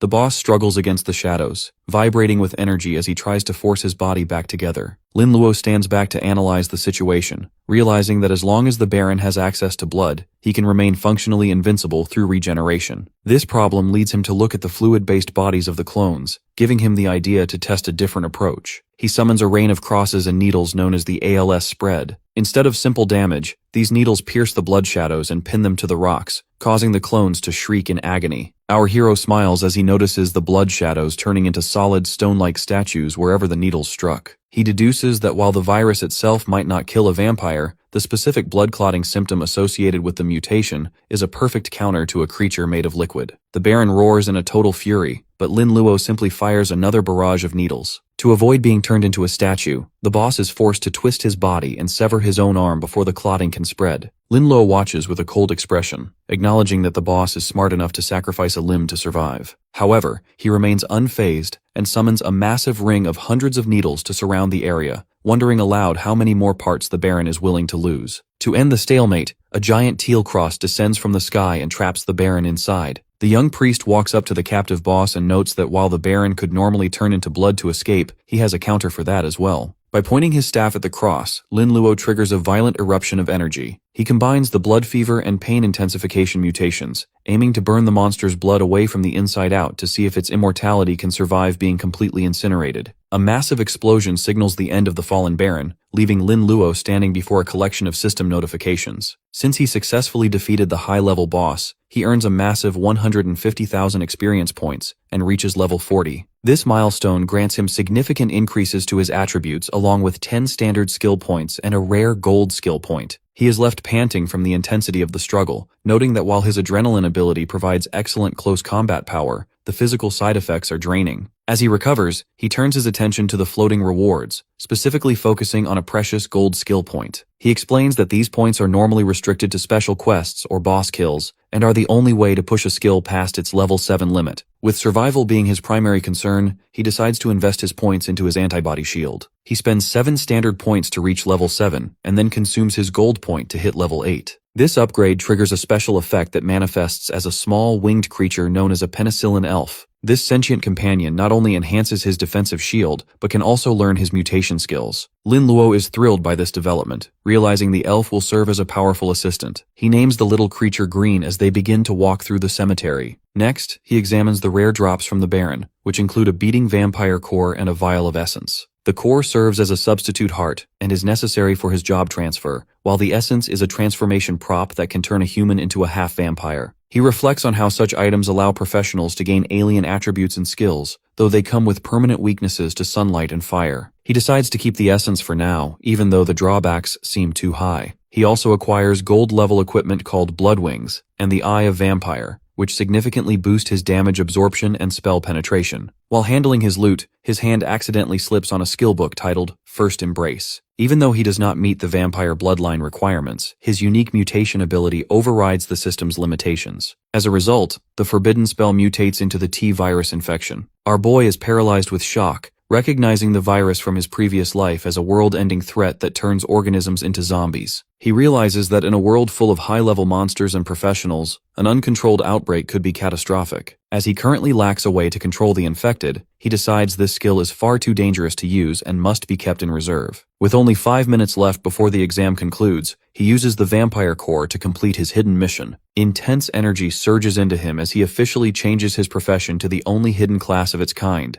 the Evil Doctor. This transformation grants him additional gold skill points and 2 unique items, non-responsible surgery and a specialized scalpel. He embraces his new identity, realizing that as a doctor who views life as a plaything, he is far removed from a traditional priest. Outside the tower, a crowd waits as the timer ticks down. While some students speculate that he might be trapped by high-level monsters, the reporter Bing Bing praises him as a hard-working role model for the city. This public flattery amuses Tang Cheng and Lian Yining, who know he rarely studies seriously. Meanwhile, several powerful organizations and families begin plotting to recruit or target him. A gray-haired man orders his subordinates to make contact first, even though they find no prestigious background in Lin Luo's files. At the same time, the deputy city guard learns that various families and angry candidates are planning to seek revenge for the plague he caused earlier. Given that the boy lacks a powerful family to protect him like the other geniuses, the official orders 2 elite guardians to ensure his safety against the fallen cult. Our hero finally emerges as Bing Bing announces him as the first-place winner, but his victory is immediately met with hostility. A group of students charges forward, screaming that he ruined their exam results with his virus and demanding a fight. This confrontation is cut short when Lian Yining sprints through the mob at high speed. Before our boy can react, the school flower leaps onto him and pulls him into a passionate kiss. This sudden display of affection leaves the new evil doctor in a state of total shock as the crowd watches on in disbelief. Several boys in the crowd realize that this girl is a member of the prestigious Lian family, leading them to assume that Lin Luo has the backing of a powerful clan. This realization immediately changes the narrative, as the students believe his bold behavior in the tower was fueled by the support of such a high-level household. Luckily, the intervention serves its purpose, but the school flower looks somber and resolute as she finally breaks the kiss. She looks down with moist eyes and blushing cheeks, leaving Lin Luo standing in a mix of confusion and realization. Rather than staying to explain, she suddenly turns her back and tells him to go home and rest before jogging away toward the city. This leaves the boy stunned in the middle of the crowd, wondering exactly what just happened. As night falls over the gritty urban landscape of the city, Lin Luo and Tang Cheng walk together through a narrow, dim street. Tang Cheng is buzzing with excitement and asks our boy about the taste of the kiss, noting that the usually conservative goddess was surprisingly bold. Lin Luo remains grounded and explains that she only did that to protect him by creating a social shield to block the trouble from the angry crowd. Strangely, he senses a presence and looks upward toward the wires stretching above the street. His intuition is correct, as a man with spiky orange hair and red-tinted sunglasses is standing on a high-tension wire watching them. The man is impressed that a kid could detect him, but notes that such talent is not enough to save him. He reveals that he was sent by the head of the Lian family to deliver a harsh message, warning the young priest to stop dreaming of a relationship with the girl. He mockingly labels our boy a toad trying to eat swan meat,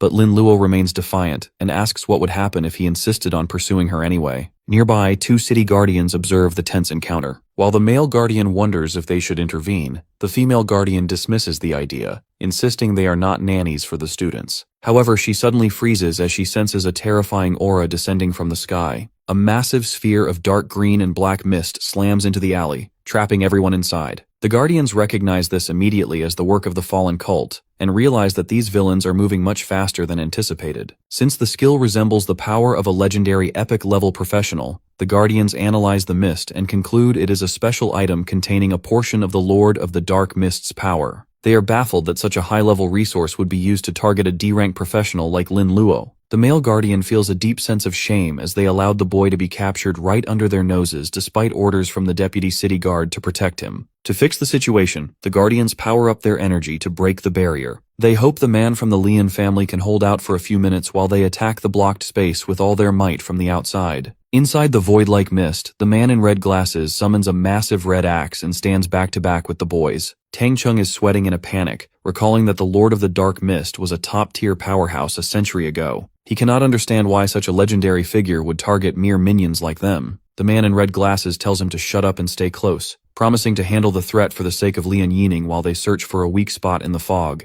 Unfortunately, their escape is blocked when a woman with green hair and black-clawed armor named Master Xiaoman steps out of the shadows. She is flanked by hooded monsters and reveals that she brought a special artifact created by her lord specifically to ensure no one escapes. Enraged by the presence of the cultists, Master Xiaoman remains completely bored by the assault, noting that a gold-ranked fighter is barely a challenge for her. She commands her monstrous subordinate, Wolf 13, to play with the attacker, leading the giant gray beast to lunge through the mist to intercept the charge. The beast's momentum is violently halted by a collision with the man in red glasses' barrier, triggering an explosion of ice-like shards. As the debris settles, Master Xiaoman appears and addresses our protagonist by name. Claiming she has worked hard to find him, she invites Lin Luo to join her organization, the Night Watch, boasting of its excellent benefits. Because of this sudden invitation, Tang Cheng becomes visibly panicked and aggressive, gesturing wildly at the woman while warning the fallen cultists not to come any closer. Lin Luo maintains a stoic, questioning if the Night Watch is simply another name for the fallen organization. Xiaoman walks forward with confidence, arguing that the term fallen is just a derogatory label used by society to cast them out. She leans in close to Lin Luo and mockingly places a finger under his chin, insisting that her group is actually the real savior of the world. She explains their philosophy, stating that they believe in and embrace the evil god as the only way to sustain the world and find a new future. Lin Luo remains entirely unimpressed by this logic and asks why they are specifically targeting him. Xiaoman reveals that one of the 13 masters of the Night Watch is an old man with poison abilities who is impressed by our boy's control over poisonous mist. This master apparently wants to take the young priest on as a closed disciple. Tang Cheng looks at his friend with a mixture of worry and disbelief, but Lin Luo quickly reassures him that he has no intention of being in cahoots with such people. This rejection causes Xiaoman's expression to turn cold immediately. As she loses her patience, a hooded figure in a gray cloak known as Ghost 27 begins to descend from above. Xiaoman declares that Lin Luo no longer has a choice and commands Ghost 27 to capture him. The hooded figure reaches out with a gnarled, pale hand, laughing with malice as he promises that a man named Old Man Gu has ways to force the boy into submission. Ghost 27 attempts to channel a surge of sickly green energy into the ground to summon underworld ghosts to lock our hero up. Strangely, the attacker suddenly freezes in place, his eyes glazing over with confusion. Because he has been struck by an unseen force, Ghost 27 forgets the next steps of his own summoning spell. This confusion is followed by a sudden blast of energy erupting from his own body, causing the cloaked figure to throw his head back and shriek in agony. Our protagonist stands tall with his staff, a dark purple aura expanding beneath him, as he warns his enemies that taking him for a fool will only lead to pain. It is revealed that he has used his Alzheimer's disease mutation to disrupt the enemy's mind. As a result, Ghost 27 collapses to the ground, clutching his head while his summoned ghosts dissipate into nothingness. Xiaoman watches this failure with pure disgust, labeling her subordinate as trash and assuming he suffered a simple spell backlash. Determined to finish the job herself, she assumes a combat stance and commands several massive demonic pink flowers with toothy maws to lunge at the group. Although Tang Cheng screams for his friend to run, Lin Luo remains perfectly still as the monsters close in. He channels a new energy to trigger mental confusion, which allows him to disappear and reappear inches away from Xiaoman's face. She is taken completely off guard by a priest engaging in close combat, but reacts instinctively by charging her hands with dark energy. She strikes out with a lethal intent, and an explosion of tendrils appears to wrap around our boy, cutting into his body and causing a loud, pained scream to ring out. Xiaoman laughs hysterically, convinced that she has pulverized the boy and proven the superiority of her power. However, her laughter stops abruptly when she looks down to find that the mangled body at her feet is actually Ghost 27, not Lin Luo. Her own subordinate groans in agony, asking why she attacked him. Xiaoman looks toward the shadows and realizes she has been tricked by a sophisticated illusion. Lin Luo stands unharmed in the distance, watching her with a piercing and cold stare. This display of power leads Xiaoman to realize that Lin Luo is using high-level mind manipulation or dark priest control skills, concluding that he is absolutely not the D-rank professional he appears to be. Master Xiaoman realizes with growing frustration that she was completely outplayed by our boy since he used a clever feint to trick her. Enraged by the loss of her guard, she vows to eliminate the young priest and unleashes a massive surge of dark energy known as the Zhuan Wood Kun realm. Due to this powerful technique, a violent explosion lights up the sky, which Tang Cheng and Lin Luo observe from a safe distance on a nearby cliff. Our protagonist remains perfectly composed while his friend worries about the scale of the attack. Tang Cheng fears they will be exhausted just trying to evade such an intense skill, but Lin Luo calmly assures him that the woman will actually be the first to die. While Master Xiaoman laughs down at our hero and mocks him for seemingly having to scramble to survive, the ground beneath him continues to crack with energy. She challenges the boy to show his supposed arrogance, but her triumph is cut short when dark green veins and spots suddenly crawl across her skin.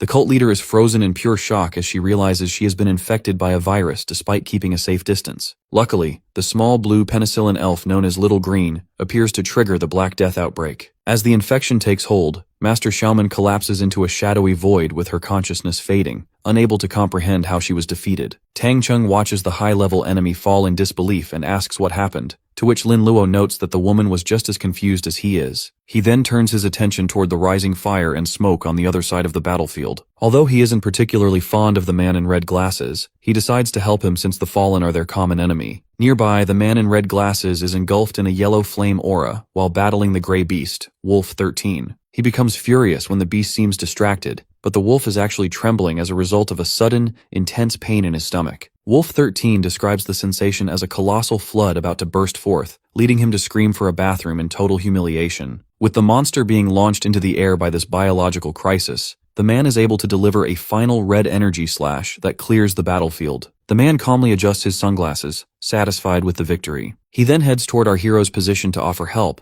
only to find that the strongest of the three fallen has already been dealt with. He becomes highly analytical, realizing it is bizarre for a student to kill such a powerful enemy, especially after witnessing the strange behavior of the wolf beast. When he asks about his class, Lin Luo simply replies that he is nothing special, just a priest. Meanwhile, two other professionals are running toward the site, exhausted from the effort. Seeing the dark mist dispersing, they assume Lin Luo has already been killed and prepare to avenge him. However, when they enter the clearing, they freeze in total shock at the sight of the defeated cultists. They recognize the fallen enemies as famous members of the Night Watch and cannot believe that such notorious villains have been taken down. Amidst the carnage, our boy stands calmly and asks the bewildered newcomers who they are. The female guardian shows her badge and asks for a report on what happened inside the mist. Instead of helping, the man from the Lian family dismisses the inquiry and walks away, leaving the two students alone with the officials. While Tang Cheng is about to explain the truth, Lin Luo quickly steps in to cover his tracks. He maintains a calm smile and lies to the guardians, claiming they only survived because the Lian family protected them from the cultists. The guardians exchange a skeptical look because they find the story hard to believe, yet the female officer decides not to press for the truth. She lets the students go with a warning to stay indoors while the cultists are active. As the boys depart, the male guardian questions why they allowed such an obvious lie to pass. His partner explains that they cannot force information from a victim who refuses to speak, especially when their primary job is protection. Looking at the unconscious Master Xiaoman, she realizes that because the captive has epic-level backing, the case has become too dangerous for them to handle alone. This realization forces the duo to leave the scene immediately to report the escalation to the deputy city guard. Meanwhile, Tang Cheng is energized by meeting the authorities, which prompts our protagonist to reflect on the dual nature of the Guardians. While they serve as the kingdom's official military protectors,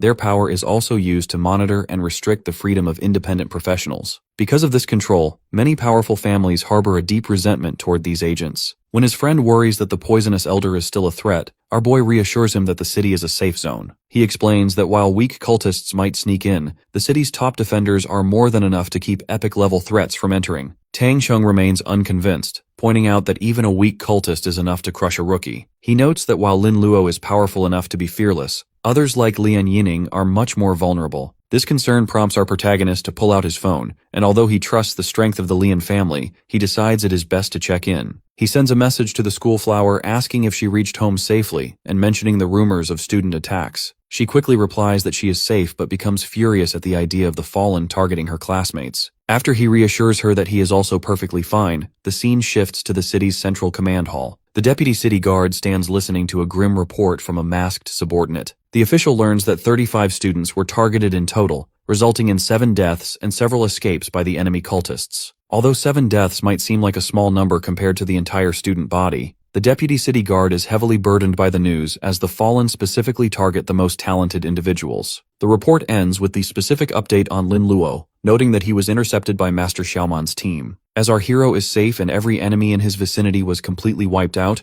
the elderly official is left staring with a very contemplative expression. The story continues at the stadium where the students gather for the individual challenge. Official announcements confirm a 2-round format, a one-on-one elimination phase to narrow the field, followed by a high-stakes defense match where the top 16 compete for a spot among the final 4 ring defenders. Lin Luo walks confidently toward the stage flanked by his loyal teammates. Tang Cheng is particularly energetic, encouraging the schoolflower to stay in the game. He feels a surge of confidence as his association with Lin Luo has propelled his rank into the upper tier of new professionals, making him feel safe from an early exit. Tang Cheng even points out that the top-ranked Dongfang He is only at level 22, which is far below Lian Yining's current standing. This comment causes the girl to blush deeply and hold her temple in embarrassment, as she realizes she is once again being labeled as a sister-in-law. Since our protagonist remains stoic and unbothered by the remark, she secretly feels a sense of relief and joy. The group is suddenly approached by Murong Shuihen, a beautiful blonde woman who introduces herself to Lin Luo. After a formal handshake, she gets straight to the point and invites him to join her in raiding a newly discovered level 30 dungeon. She believes this is a perfect opportunity for two low-level elites to secure a first-time clearance and potentially find rare job transfer books. While she maintains a professional demeanor, she secretly imagines a romantic scenario where they bond over a campfire, hoping to develop a relationship that is more than friends. Unfortunately for her, Lin Luo rejects the offer flatly and without hesitation. He explains that since he has already completed his second job transfer, it is physically impossible for him to enter a dungeon with a level limit. This revelation leaves Murong Shuihen pale and frozen in total disbelief. In this world, reaching level 30 and completing the second transformation signifies a move into the Black Iron realm, marking a qualitative shift from a rookie to a true professional. Higher tiers like Bronze, Silver, Gold, and Epic require reaching levels up to 500, and the fact that the boy has achieved his second form before the exams have even concluded is a feat that has never happened before. The tension escalates when Dongfang. He stomps onto the scene shouting that Lin Luo humiliated him by causing his pet dragon to urinate in public. He aggressively accuses our hero of trying to seduce his fiancée, but Murong Shuihen quickly shuts him down, clarifying that her family never agreed to any marriage proposal. Dongfeng he remains arrogant, insisting that no one else is worthy of her. Soon after, Yang Haoren joins the confrontation, getting right in our protagonist's face. He dismisses Lin Luo's team victory as the result of despicable tricks and vows to make him kneel in front of Lian Yining during the arena match. Our hero looks back with a bored expression, casually labeling the boy as a pestering fly and promising to help the school flower by removing the pest. As the tournament brackets light up on the screens, the candidates are ordered to their respective arenas. Dongfeng issues a final threat of a slow and painful defeat, while a worried Lian Yining offers to have her father intervene. Lin Luo tells her to trust him, privately vowing to completely destroy the Dragon Rider for his continued presumptuous behavior. The first match in the main arena features the D-level priest against a B-level heavy hammer warrior named Zhang Qi. As the muscular warrior prepares his massive stone hammer, he reveals his grudge, claiming he was forced out of the trial tower early as a result of the priest. Zhang Qi assumes he can end the fight quickly by overwhelming a fragile support class before any poisonous mist can spread. However, as he swings his hammer, his face suddenly turns blue. Lin Luo stands calmly as he activates a diarrhea mutation silently. He mocks the warrior for stopping his attack, and Zhang Qi soon collapses in intense pain, unable to control his biological urges. The scene turns horrific as Zhang Qi begins to vomit green gas, creating a stench so foul that Tang Cheng and the other students are forced to cover their noses. The onlookers are terrified, comparing the smell to the dragon's earlier accident and realizing how dangerous the priest's skills truly are. The referee, looking nauseous and holding his nose, officially declares Lin Luo the winner as the warrior has lost all ability to fight. He urgently calls for the cleaning staff to handle the mess before he loses his own composure. Next match begins with Lin Luo facing off against a B-rank opponent named Qingfeng Yiqiu. As soon as the signal is given, the martial artist acts out of extreme caution by immediately unfurling a magical scroll to boost his status resistance. Since he is terrified of the priest's reputation, he follows this up by frantically swallowing several glass vials of antidotes and colorful pills. Our protagonist watches with a mix of pity and suspicion, noting that such expensive gear is out of place for someone of his opponent's status. He correctly deduces that the young man was likely paid and instructed by an aristocrat to test him, but he remains entirely unbothered. While Qingfeng Yiqiu feels confident that his preparations will allow him to push the boy to his limits, Lin Luo reveals that his level is far superior and his specialized skills are already highly developed. He warns his opponent that no external medicine can block his magic and raises his staff to unleash a vortex of dark energy. As the power strikes him, the martial artist's skin turns a sickly yellow. Despite the scrolls and potions, his stomach fails him instantly. A massive, explosive eruption of green fluid and gas fills the arena, forcing the crowd to shield their faces in horror. The biological hazard is so intense that some students are forced to use gas masks to survive the stench. The match ends with workers desperately pouring buckets of liquid freshener across the floor to clear the air. This second display of biological warfare causes the spectators to turn into an angry mob. They shout toward the official boxes, demanding that these disgusting skills be banned for causing environmental and eye pollution. Inside a private balcony, the masked female guardian informs the deputy city guard of the public outrage and mentions that the Dongfang family has officially requested a ban. Surprisingly, the deputy city guard agrees to the restriction immediately. He isn't doing this to be fair. but rather as he knows the boy defeated powerful cultists and wants to force the young priest to reveal the more lethal abilities he is hiding. The announcer declares the official ban on the diarrhea-inducing skill, prompting cheers and mocking gestures from the students who believe Lin Luo is now powerless. Our boy looks on calmly, noting that since they didn't appreciate his gentle methods, he will have to switch to something much more ruthless. The next match is quickly announced, pitting him against the arrogant Yang Haoran. In the preparation area, Dongfang, he provides his lackey with high-level defensive equipment and resistance pills. He coldly instructs the magic swordsman to force the priest to show his full strength, even suggesting that if Lin Luo dies from serious injuries in the ring, it is simply a normal part of competition. Dongfang, he admits to his teammates that he views Yang Haoran as nothing more than a disposable stone to test the waters. Back in the ring, Yang Haoran lunges forward with a massive sword wreathed in flames. He mocks the priest, claiming that without his one-band trick, a support class is nothing against an A-rank magic swordsman. He unleashes a colossal wave of fire that consumes the center of the arena, yet our protagonist remains perfectly unharmed behind a blue barrier. Feeling frustrated, the swordsman switches his stance to combine ice and fire, creating a massive elemental explosion that slams into his target. The crowd is impressed by this dual elemental display, assuming a priest could never defend against such power. Luckily, the magical smoke clears to show Lin Luo completely untouched. He tells a stunned Yang Haoran that it is finally his turn for a beating, and expands a ritual circle beneath him. At first, the swordsman thinks his equipment saved him given that nothing seems to happen. However, his face suddenly twists as an unbearable sensation takes hold. He drops his sword and begins frantically scratching at his legs and groin, screaming that it itches like crazy. Lin Luo looks down with a judgmental gaze, informing his opponent that this is just one of his many specialized skills. He raises his staff, which is now wreathed in a sinister flame,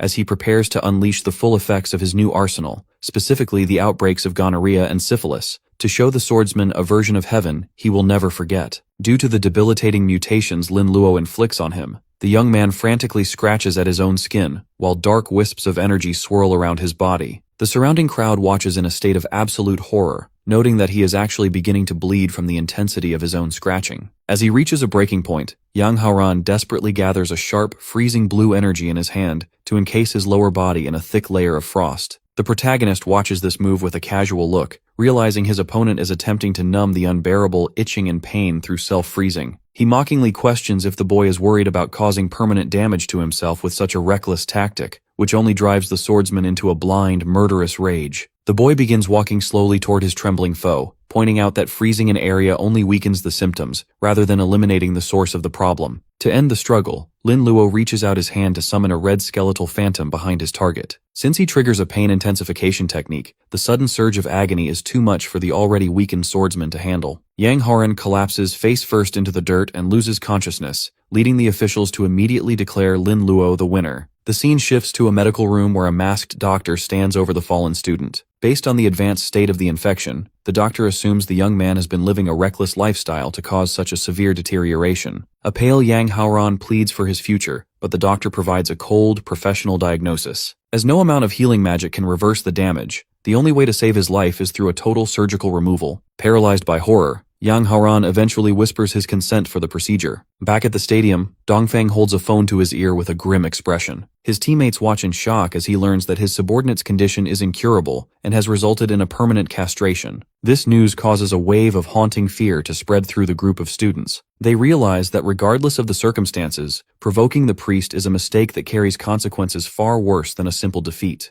Meanwhile, the tournament moves to Arena 5, where Murong Xuehen confronts her former teammate, Li Mei. The white-haired girl points her staff with deep resentment, vowing to defeat the S-Class heir to clear a path for Dongfang He's championship. The heroine simply smiles at this challenge, noting the massive gap in their power. She unfurls her radiant angel wings and hovers above the ground as a display of her hidden profession. When Li Mei hurls multiple dark fireballs in a desperate attack, Murong Xuehen brushes them aside as insignificant. The angel then raises a glowing palm to summon a massive yellow energy from the sky. This holy judgment strikes the center of the arena, ending the fight in a single one-sided assault. As Li Mei lies defeated and defiant on the ground, Murong Xuehen's eyes begin to glow with an intense yellow aura. Given that she possesses her holy light compulsion skill, she is able to turn her opponent into a submissive follower. The defeated girl's expression goes blank as she accepts her new master's orders to provide a complete breakdown of Dongfang He's secrets. Murong Xuehen calculates that with the power difference between them, she will have 72 hours of absolute loyalty to gather the intelligence she needs. A large display board soon updates to reveal the final 4 candidates of the competition: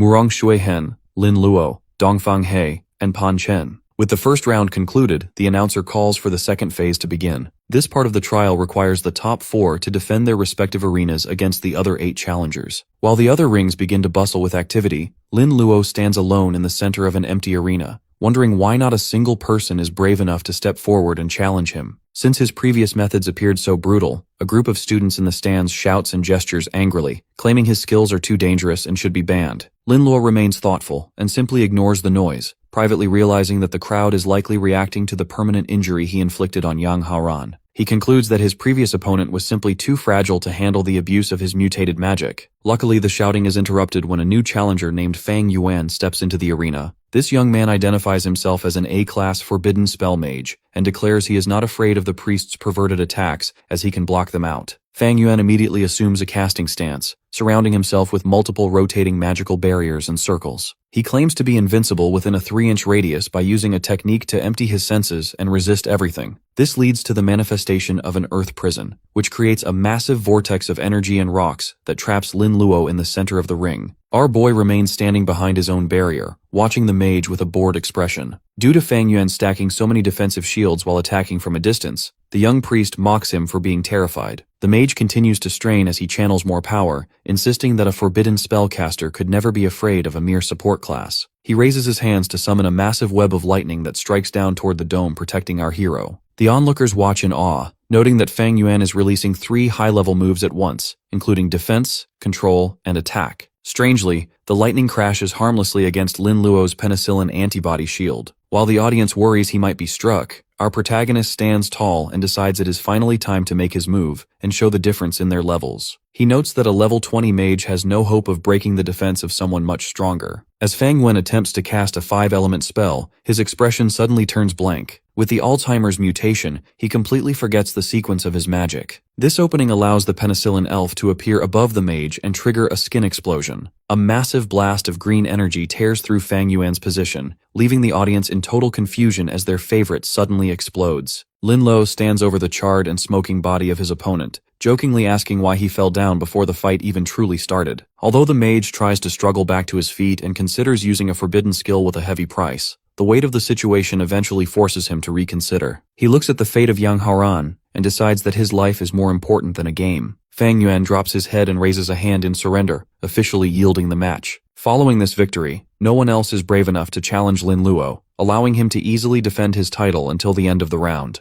Murong Xuehen, Dongfang He, and Chen Ping'an also advance, setting the stage for the final championship. High above the stadium, the deputy city guard watches with a cunning smile, wondering how many tricks the young priest is hiding. He imagines the shocked faces of the elite families if a lowly priest actually manages to walk away with the World Wonder Prize. However, a new threat emerges as a dark, hooded figure watches Lin Luo from the shadows. This mysterious elder reveals that he has possessed a garbage body to avenge his niece, and he hopes the boy will provide a worthy challenge. Meanwhile, in the back rooms, Fang Yuan stands before his master, Dongfang He. The dragon rider is furious at the surrender, but the mage explains that it was impossible to break the priest's defense. He suspects that Lin Luo is at least level 30 and has already completed his second transformation as a result of the massive experience gained from the Black Death Plague. This realization forces Dongfang He to admit that he must treat the upcoming fight like a boss battle. As the sun sets, Lin Luo walks through the city with Lian Yining and Tang Cheng. The school flower is downcast as she lost her match, but our hero reassures her that she only lost to Murong Xuehen due to a profession gap. When he asks why she chose such a difficult opponent over someone like Chen Ping'an, she huffs in anger. She secretly recalls that Murong Xuehen tried to recruit him earlier, and she couldn't stand the idea of losing to a romantic rival. Lian Yining eventually says goodbye and heads toward her home, leaving the 2 boys alone. Tang Cheng remains energetic and encourages his boss to take first place so they can all celebrate with a massive meal. Suddenly a voice calls out to them from behind. They turn around to find their instructor, Li Yu, who explains that she has something important to discuss. Since Lin Luo achieved the highest marks in the recent exams, the teacher informs him that he is expected to give a presentation to the younger students. Our boy is immediately skeptical of this request, sensing that something feels off about the situation. He attempts to decline and head home to rest, but the instructor remains persistent, even offering to write the speech for him or treat him to a meal to secure his cooperation. The conversation is suddenly cut short when multiple hooded figures descend from the sky, blocking the crosswalk. Recognizing the threat, the teacher identifies them as members of the fallen cult and immediately conjures a water barrier to shield the boys. She urges them to run and grabs Lin Luo's hand to pull him away at high speed. However, our protagonist abruptly stops and yanks his hand back with intense suspicion. He realizes that this person cannot be his teacher, as the real Li Yu is incapable of using an instant cast skill of that magnitude. He demands to know who she really is and what happened to the genuine instructor. In response to being caught, the figure's body begins to distort and melt into a dark fluid, while letting out a malicious laugh. The skin of the teacher tears away to reveal a man in a dark cloak named Du Cheng. He mockingly explains that he destroyed the original Li Yu's soul and body to create his clone, describing her final moments with sadistic pleasure. This horrific revelation fills Lin Luo with pure rage, but the villain simply points a hand at him and vows to send him to the same fate. Du Cheng lunges forward with a dark aura, yet our hero is much faster than anticipated. By using an incredible burst of speed, he dodges the strike and reappears in his formal evil doctor attire. Our boy vows to kill the cultist, though Du Cheng remains unimpressed, believing the young priest's current strength is insufficient to back up such a threat. The standoff is interrupted by an explosion as 3 city guardians arrive on the scene to intercept the criminal. One of the guardians identifies Du Cheng as an S-class wanted criminal known as the Invisible Dark Beast. The villain reveals that his motivation for being in the city is a blood grudge, as he is the uncle of the defeated Du Xiaoman and the grandson of Elder Poison. He remains arrogant, claiming he will kill the protectors and use the power of the Dark Mist Lord to escape. One of the guardians asks Lin Luo for tactical details regarding his digestive debuff skills. Our protagonist observes the other well-known fallen members nearby and realizes the situation is unfavorable. He informs the guardian that his current abilities are single target only. The guardian instructs the boy to match her movements and control whoever is struck by his physical attacks. Lin Luo readies his staff, realizing that with the assistance of a proper combat class, he can utilize his mutated magic more effectively. The group leaps into the air to begin the counterattack. When a guardian strikes a fallen member with his sword, Lin Luo follows up with his energy. The targeted cultist is immediately overcome by intense internal agony, feeling as though his stomach is about to burst. Another enemy is hit and realizes with frustration that our boy's casting range is much longer than they had prepared for. While the guardians praise the young priest for his support, Du Cheng becomes enraged and insists that they have brought their own countermeasures. Suddenly, a massive horned elemental titan made of rock and earth rises. Lin Luo analyzes the battlefield and identifies the new threat as an elementalist. He realizes that since these enemies can turn their bodies into pure elements, they lack a functional digestive system, making his diarrhea-based mutations completely useless. Looking at the 3 monsters of ice, fire, and rock, our hero recognizes that these specific fallen were handpicked specifically to neutralize his known skills. He stands his ground, realizing he can no longer help his allies using his typical methods. Du Cheng crouches low on the pavement in a feral stance, glaring at Lin Luo with a predatory grin while boasting that he is prepared specifically for this encounter. To back up his words, his body undergoes a monstrous bone-cracking transformation. He grows in size and sprouts purple fur, turning into a wolf-like nighthound. The beast lunges across the alleyway with explosive speed, claiming that the priest's weird tricks are now useless. Our boy manages to dodge the attack at the last second, shouting a warning to his friend. As a result of the sheer pressure of the lunge, Tang Cheng is sent tumbling back and lands hard on the ground. Realizing he is outmatched, the panicked knight watches from a distance and urges our protagonist to be careful. Seizing the opening, the wind elemental giant swings a massive bandaged fist at our hero. Since the strike is too wide to evade, Lin Luo is forced to take the hit. Luckily, a crystalline dome known as the Cold Resistance Antibody Shield erupts around him to absorb the impact. Inside the translucent shield, the young priest breathes heavily amidst dust. Although the barrier held, he realizes the shock of the energy still reached his body. The giant mocks him, believing their countermeasures have rendered the boy helpless. Lin Luo remains undeterred, standing tall as a demonic red silhouette of the evil doctor manifests behind him. He explains that what they saw before was only a fraction of his true power. He produces a small red scalpel, which the giant dismissively compares to a toothpick. Lin Luo ignores the taunt and initiates a non-responsible surgery. As he strikes, energy lines wrap around the giant, triggering a random disability mutation. Due to this, the giant's left hand is cleanly severed and dissolves into air, leaving both the monster and the nighthound in total disbelief. Lin Luo then leaps into the air, using his blood wings to hover above the crater. He zips around the giant with incredible speed while his scalpel flashes, officially starting the real surgery. As black energy rings and mutations distort the giant's body, the monster screams in confusion as its nose has suddenly grown on its wrist. Through a combination of random deformity and organ transplants, the giant is transformed into a tangled, incapacitated mess of bandages. Our boy lands gracefully and looks back at his handiwork, mocking the giant as his first patient. Du Cheng approaches to examine his ally,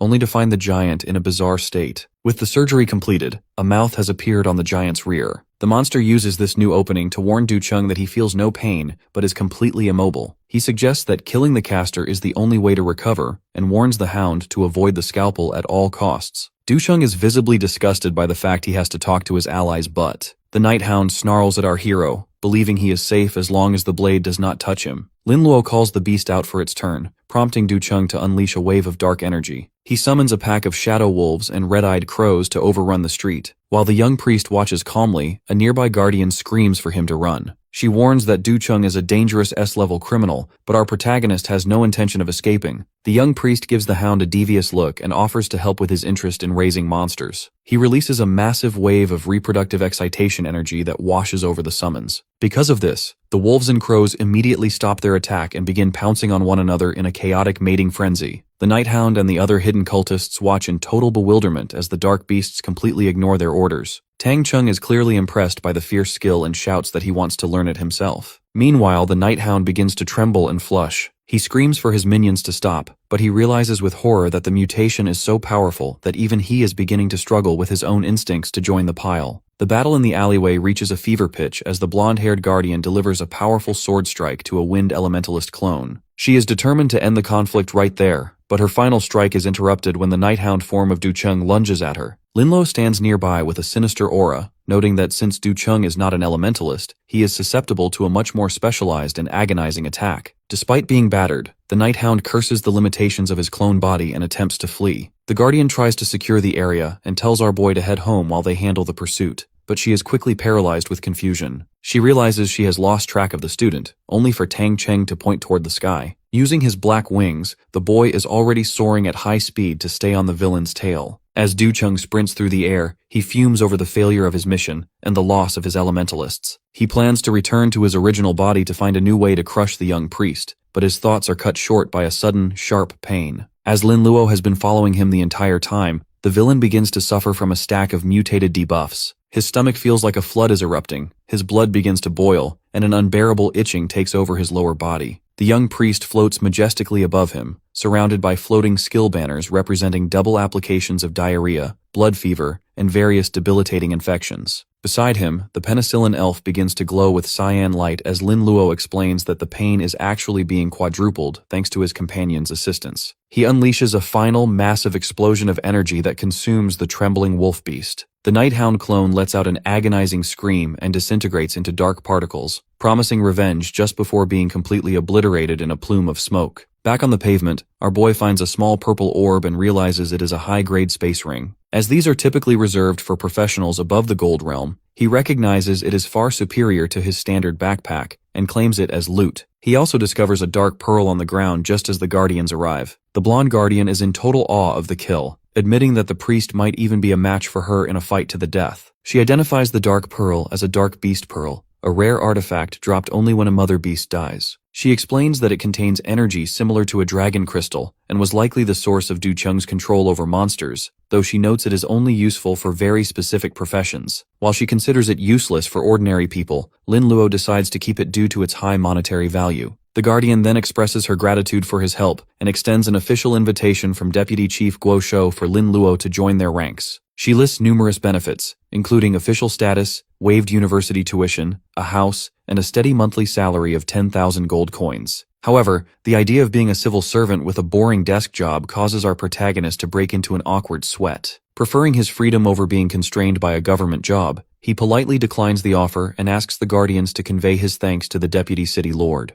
As the boys walk away, Tang Cheng excitedly asks to learn the skill that makes beasts behave erratically, and Lin Luo promises to teach him later. The blonde Guardian is left stunned and slightly offended, noting that this is the first time a new professional has ever rejected such a stable and prestigious invitation. Meanwhile, as he walks through the streets, our protagonist examines his new space ring, wondering exactly what kind of treasures the fallen cultist left behind. Late at night, the Deputy City Lord and a blonde Guardian discuss their disbelief over Lin Luo's victory against the notorious Du Cheng. The Guardian admits that our protagonist's biological mutations and the Black Death Plague he unleashed in the tower were terrifying even to her. Unfortunately, despite her best efforts to recruit such a powerful talent, the boy refused the offer to join the Guardians. This refusal causes the Deputy City Guard to look up and question the reason behind such a choice. The Guardian explains that he claimed to value his freedom and disliked the restrictions of official service. However, she suspects the real reason is his perceived backing from the Lian family, especially since it is public knowledge that the daughter of that household is extremely close to him. The deputy city guard turns his head with a skeptical look, declaring it impossible for the Lian family to choose Lin Luo. He notes that they have a long-standing alliance with Nine Snake Island, one of the 7 emperors of the Deep Sea. Due to this high-stakes political connection, the Guardian asks if the head of the family, Lian Zheng, might have recognized our boy's potential and abandoned his Deep Sea allies to side with him. The deputy city guard dismisses this theory immediately, explaining that the Lian family's marriage alliances are calculated moves with specific purposes. He predicts that as a result of Lin Luo's defiant temper, the boy will likely clash with the Lian family sooner or later. As for the refusal of their invitation, he attributes it to a simple prejudice against the Guardians. He explains that their duty is to maintain national order, which often offends the interests of powerful families. As these big families only care about themselves, they use their control over the media to spread negative information about the Guardians. This leads many professionals to see them as a limit on freedom, unaware that without their protection, the weak would be oppressed, and the system would collapse into chaos. Despite the tension, the deputy city guard remains determined to get our protagonist on their side as his victory over Du Cheng proves he is the most talented professional available. When the Guardian suggests asking the prophet to check Lin Luo's past memories and attributes, the deputy city guard firmly shuts the idea down. He insists that the Guardians must maintain their own moral bottom line. Furthermore, given that the boy already views them with suspicion, such a violation of privacy would easily turn him into an enemy. He tells the Guardian that he will handle the situation personally and dismisses her. Once alone, he looks at a document containing the names of the Lian family and the Nine Snake Island. He recalls that Lian Zheng is an epic-level Lord of Storms, but his thoughts are interrupted by a sudden, agonizing pain in his chest. He clutches himself in a struggle, thinking about how foreigners are invading while local families only fight for profit. He stares forward with an intense gaze, vowing that he won't let Lin Luo get caught in the crossfire again. Meanwhile, Lin Luo is in his room reflecting on the complex structure of the Fallen. He knows they are divided into many organizations based on which evil god they worship,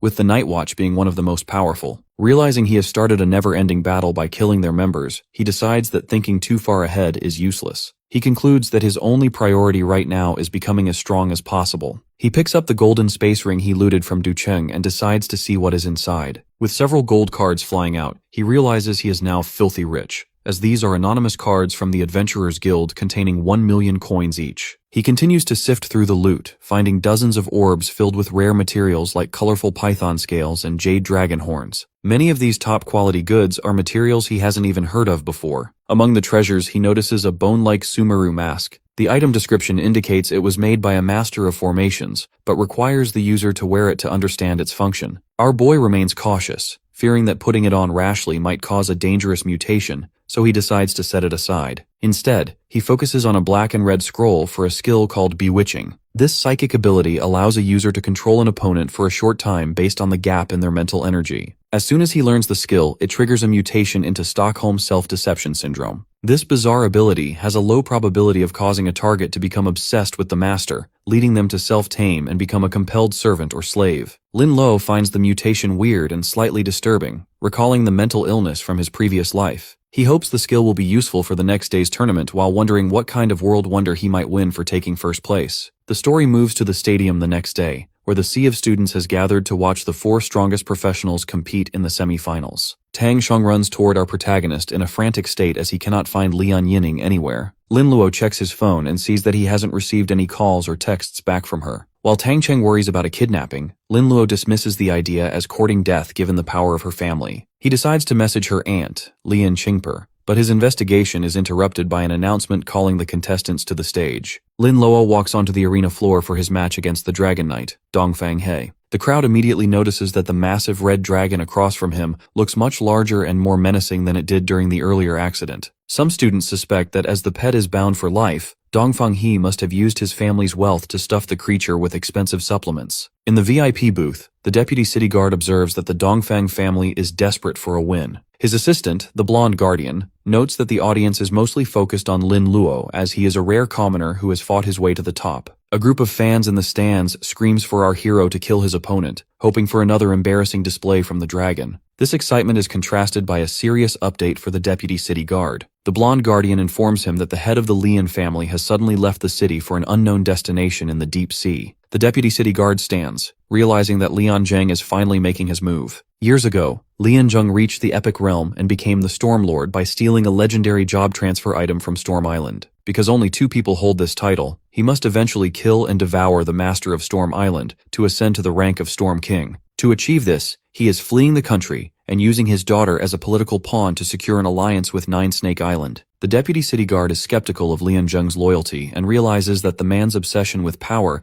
makes him completely indifferent to our protagonist's potential. Luckily, the deputy city guard has intervened to protect our boy's interests. He successfully maneuvered to bring the young master of Nine Snake Island into the Dragon Empire as a proxy, effectively blocking the planned marriage alliance. This calculated move ensures that Lian Yining won't be easily traded away, as the deputy city guard believes Lin Luo is worth the investment and refuses to let a father exploit his own daughter. The focus shifts to the stadium where the Red Dragon lets out a roar that shakes the arena. Lin Luo stands opposite Dongfang He and mocks the Dragon Rider, asking if he wants to repeat the embarrassing public accident from their last encounter. The young master struggles to hold his pet back, promising the beast it can bite the priest to death once the match officially begins. In the stands, a group notes that the dragon clearly remembers the humiliation of the previous incident. One female wonders if there will be surprises, while the patriarch watches with a bad feeling, acknowledging that Lin Luo is consistently unpredictable. The referee signals the start of the match, and the dragon immediately lunges toward its target. Our boy is ready and swings his staff to release a wave of mental confusion energy. As this power ripples through both the rider and the beast, Dongfang,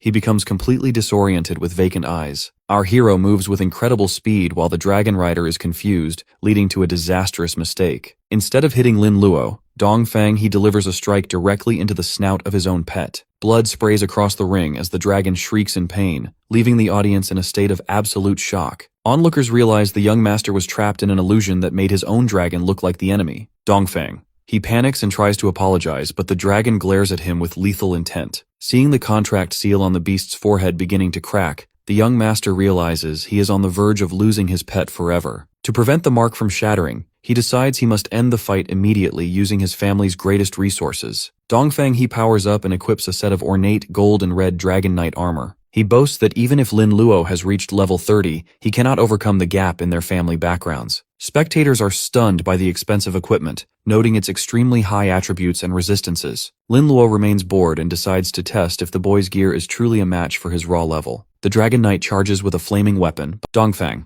he laughs manically, claiming that he took a massive amount of antivirus pills and vaccinations to ensure the priest's dirty tricks won't work on him. However, his confidence turns to confusion as Lin Luo continues to weave around every attack. The young master cannot understand how a priest can be more agile than a combat class, yet our hero simply leaves multiple afterimages in his wake. The group in Dongfang family booth is stunned by this display of speed, but the patriarch assumes the boy must be overdrawing his strength using a temporary burst skill. Suddenly, Dongfang He freezes in place as petals fall around the arena. Our boy reappears behind his opponent and notes that while the vaccinations might block some infections, there is no vaccine for his reproductive excitation skill. He tells the young master to enjoy the pleasure as the mutation takes hold. Dongfang, his face turns into a dazed, blushing mask with a wide, eerie smile. In his mind, he sees a vision of a gorgeous humanoid female dragon with red hair and soft scales. Driven by this hallucination, the young master lunges at the neck of his actual red dragon, hugging it tightly and calling it a beauty. The stadium falls into a horrified, nauseous silence as the students watch Dongfang. He tried to play with his own pet in a way that leaves the entire audience wanting to vomit. They mock the Dragon Knight for his pathetic behavior, jokingly suggesting that he has discovered a new and twisted way to ride a dragon. The red dragon eventually throws its head back and lets out an ear-splitting scream of agony, causing the dazed attacker to drop to the ground. Inside the illusion, Dongfang, he dismisses the surrounding chaos as the fuss of an annoying demon while he floats toward a beautiful, dark-haired woman. Although the female figure in his mind recoils in terror and pleads for him to stop,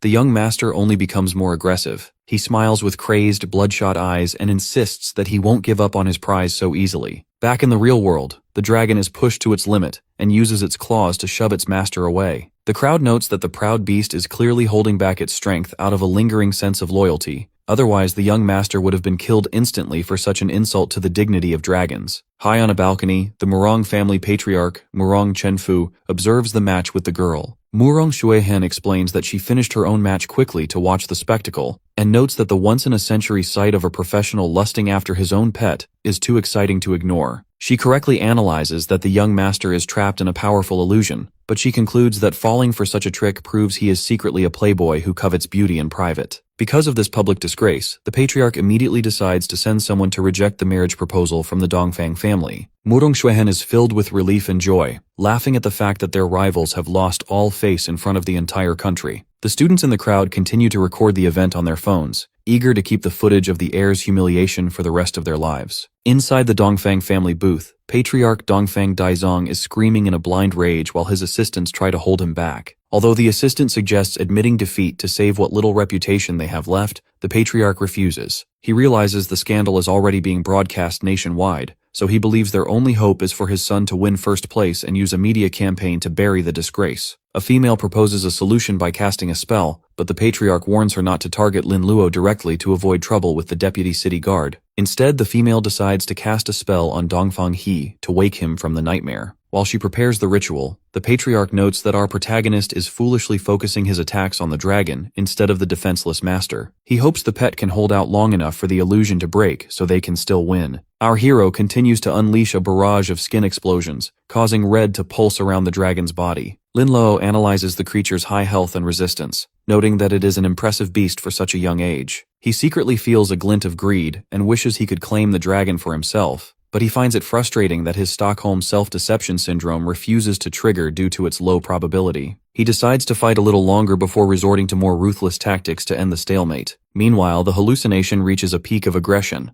Dongfang, he begins to scream at the cowering woman in his mind, claiming his patience has run out and that no one can stop him from having her. He raises his weapon with a burst of red energy and swings down with everything he has. In reality, the young master plunges his sword directly into the dragon's backside. A geyser of blood splatters across the floor, leaving the crowd in absolute horror as they realize he has stabbed his own pet in the most humiliating way possible. The dragon releases a final, agonizing roar toward the sky just as the female in the booth triggers her curse-breaking spell. The illusion finally shatters, and Dongfang, he stands in the center of the ring with a bruised face and wide, confused eyes. He looks around for the beauty from his dreams, only to find a bleeding dragon staring down at him with murderous rage. As he realizes the horrific truth of what he has done, the young master begins to tremble and sweat in terror. He breaks into tears and desperately tries to explain that it was all a misunderstanding, hoping to survive the wrath of his own companion. Due to the severe physical and emotional trauma inflicted during the battle, the red dragon pet finally snaps and breaks its contract seal. The beast lets out a sky-shaking roar before taking flight and abandoning the arena entirely. This leaves a devastated Dongfang. He reaching toward the clouds in despair, desperately ordering his pet to return as Lin Luo stands calmly in the distance. In the observation balcony, the elders of the Dongfang family descend into a state of pure panic. They realize that losing a dragon, which serves as a 1,000-year guardian and the key to their success, is a catastrophic blow to their lineage. Since the match is effectively over and their priority has shifted to salvaging their assets, the family patriarch leads a hurried retreat to pursue the escaping creature. From their own vantage point, the blonde guardian and the deputy city guard observe this sudden departure. While the assistant assumes the family has simply surrendered the tournament prize, the deputy city guard explains that a young dragon is far more valuable than a broken artifact. He recognizes that the escape has rendered the dragon ownerless, providing a unique opportunity for anyone to intervene. As a result, he issues an immediate order for all guardians to mobilize and locate the beast. The news of the dragon's flight also reaches a group of hooded fallen cultists stationed outside the stadium. A female member with pale hair realizes that obtaining the dragon's crystal would allow her to reach a higher level of power. Driven by this ambition, she commands her subordinates to find the dragon before any other faction can claim it. Back on the arena floor, a scorched and bruised Dongfang. He gasps for air while blaming the young priest for the loss of his pet. Our protagonist remains characteristically indifferent to the yelling, noting that he has no personal debt to the angry young master. This lack of remorse causes Dongfang He to snap completely, leaping into the air to launch a desperate red energy strike. The attack shatters the ground but fails to penetrate the crystalline barrier protecting our hero. The display of futility draws mockery from the students in the stands, who begin to gossip about the young master's bizarre behavior toward his pet. As a collection of judgmental thoughts from the crowd swirls around him, Dongfang, he is pushed into a blind rage. He activates a powerful golden thunder technique and slams his weapon down, creating a colossal explosion that consumes the ring. Once the smoke clears, Lin Luo is revealed to be perfectly safe inside an ice diamond barrier. The sight of a support class blocking a full power strike head-on leaves the Dragon Rider in a state of wide-eyed horror. Our hero decides he is in too much of a hurry to continue playing around and prepares to end the fight quickly. He produces a small blue scalpel, which triggers laughter and confusion among the spectators who find the tiny tool ridiculous for a professional weapon. Even Dongfang,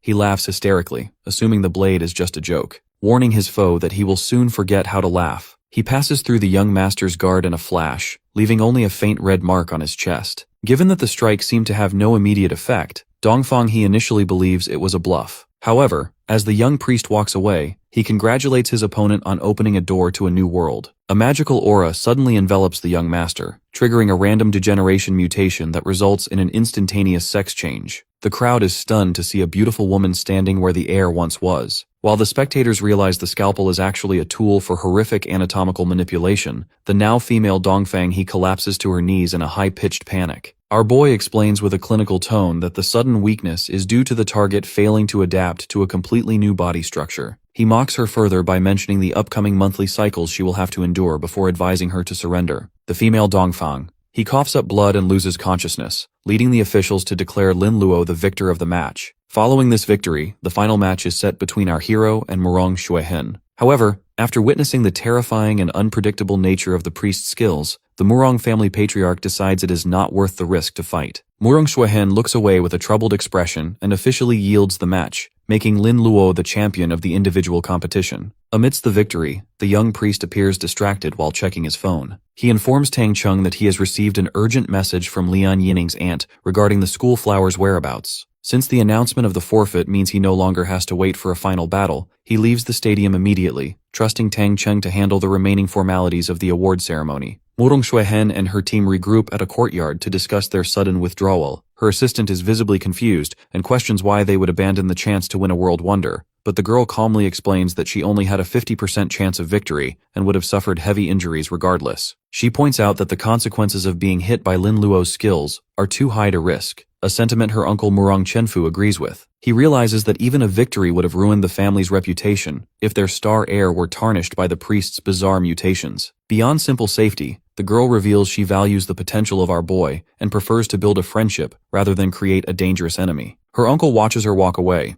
hoping Lin Luo truly possesses the value she believes he does. Meanwhile, the scene shifts back to the stadium where the announcer calls for the first prize winner to take the stage for a speech, but the crowd is left in confusion when Lin Luo fails to appear. Tang Cheng steps forward to inform the officials that the guy had urgent business to attend to, and requested his best friend to accept the honors on his behalf. The deputy city guard watches the substitution with a sigh, correctly guessing that Lin Luo is worried about Lian Yining. He decides to make an exception for the friendship and allows the ceremony to continue without the champion. Our protagonist is actually sitting in a peaceful tea house with Sister Qing to learn the truth about the school flower's disappearance. The aunt explains that given an urgent matter, Lian Yining's father has already taken her away to Nine Snake Island in the Starry Sea. Although they are expected back in 2 months, Sister Qing hands over a letter since the remote island has a disordered magnetic field that blocks mobile signals. Our boy is skeptical of the sudden departure, feeling as though the girl is being treated like a child, but he opens the envelope to find a handwritten note. In the letter, Lian Yining promises to meet him at Imperial University in 2 months and tells him to take care. Lin Luo senses there is more to the story and asks if the girl is in trouble, but a regretful Sister Qing insists she can say no more and must leave immediately. As he turns to walk away in frustration, the aunt softly admits she lied about the circumstances but reassures him that the girl's love for him is genuine. Later that night, the young priest walks alone through the moonlit streets, analyzing the situation. He recalls that Nine Snake Island is a powerful, semi-independent force located far out in the Starry Sea, and he wonders how a mainland family like the Lians could be so deeply involved with them. This train of thought is interrupted when a golden energy pulses from his storage space. He pulls out the Sumeru mask he looted from the fallen cultist, and discovers it is causing trouble despite not being touched. A transmission screen appears in the mask's eye sockets, revealing urgent messages from the Night Watch. One operative is requesting immediate help at Pale Canyon, while another reports that the escaped Red Dragon has been found and is currently being contested by the Guardians. Realizing the mask is actually a sophisticated communication device, our hero decides to put it on to investigate further. A surge of dark red and black energy erupts as the mask identifies him as operative number 872. This grants him access to a virtual plaza and a teleportation function. Since he has been coveting Dongfang, he's dragon pet for a long time, He realizes this is a perfect opportunity to intervene while the various factions are distracted. Elsewhere, the consequences of the tournament are laid bare at a medical facility. The former Dragon Knight, Dongfang He, is now in a female form and lying in a recovery pool, whispering about her lost pet. Her father, Patriarch Dongfang Daizong, consults with doctors who explain that while her physical wounds have healed, she has suffered severe mental trauma. More shockingly, the doctors confirm that the transformation is total and permanent.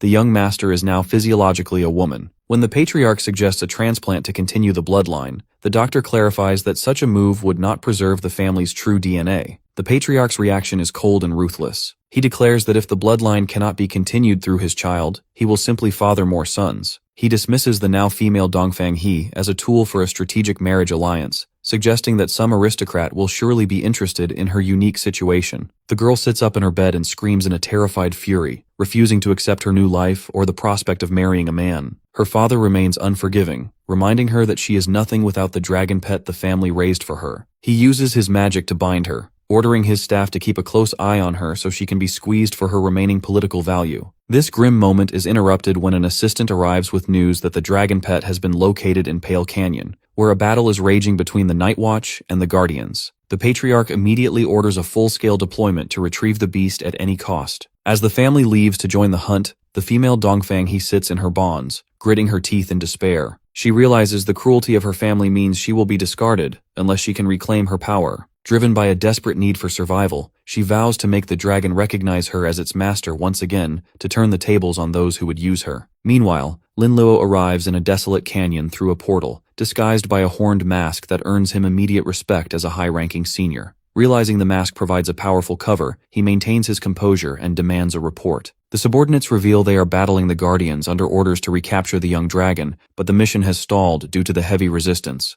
Our hero begins walking calmly toward the sounds of the struggle to investigate for himself. He soon arrives at a crater where the red dragon is pinned to the ground by heavy iron chains and trapped beneath an energy dome. The area has become a chaotic battlefield filled with a violent clash between the Night Watchman and the Guardians. Lin Luo hides behind some foliage to observe the three-way struggle, noting that the intensity of the fight is a direct result of the dragon being an ownerless prize. While scanning the combatants, his gaze shifts as he spots a familiar face among the Guardians, identifying the blonde officer Zhao Qicheng in the thick of the fray. Zhao Qicheng is currently locked in a fierce duel with a silver-haired Night Watchman elder named Chai Feng. The elder mocks the Guardian for trying to snatch the beast, insisting that her organization found it first. To end the argument, Chai Feng unleashes a flame dragon claw that slams into the blonde officer that sends her reeling. Zhao Qicheng is left slumped on the ground, wounded and panting, while the elder stands over her with cold contempt. She points out that they were equals 5 years ago but claims she has become useless because her status as a guardian forces her to protect the weak. Chai Feng attempts to recruit his former rival, urging her to join the Night Watch and abandon her sense of order to find true success. Luckily, the officer remains undeterred and looks up with eyes burning with fierce defiance. She argues that strength without a purpose makes a person nothing more than a living corpse, even if that purpose is what holds her back. This rejection turns the elder's expression murderous, and she ignites dark flames in her palm. She fires a concentrated blast of dark energy containing a magical spearhead directly at the defenseless woman to end her life. Suddenly, an arrow from above intercepts the attack mid-air that leaves Chai Feng looking up in surprise.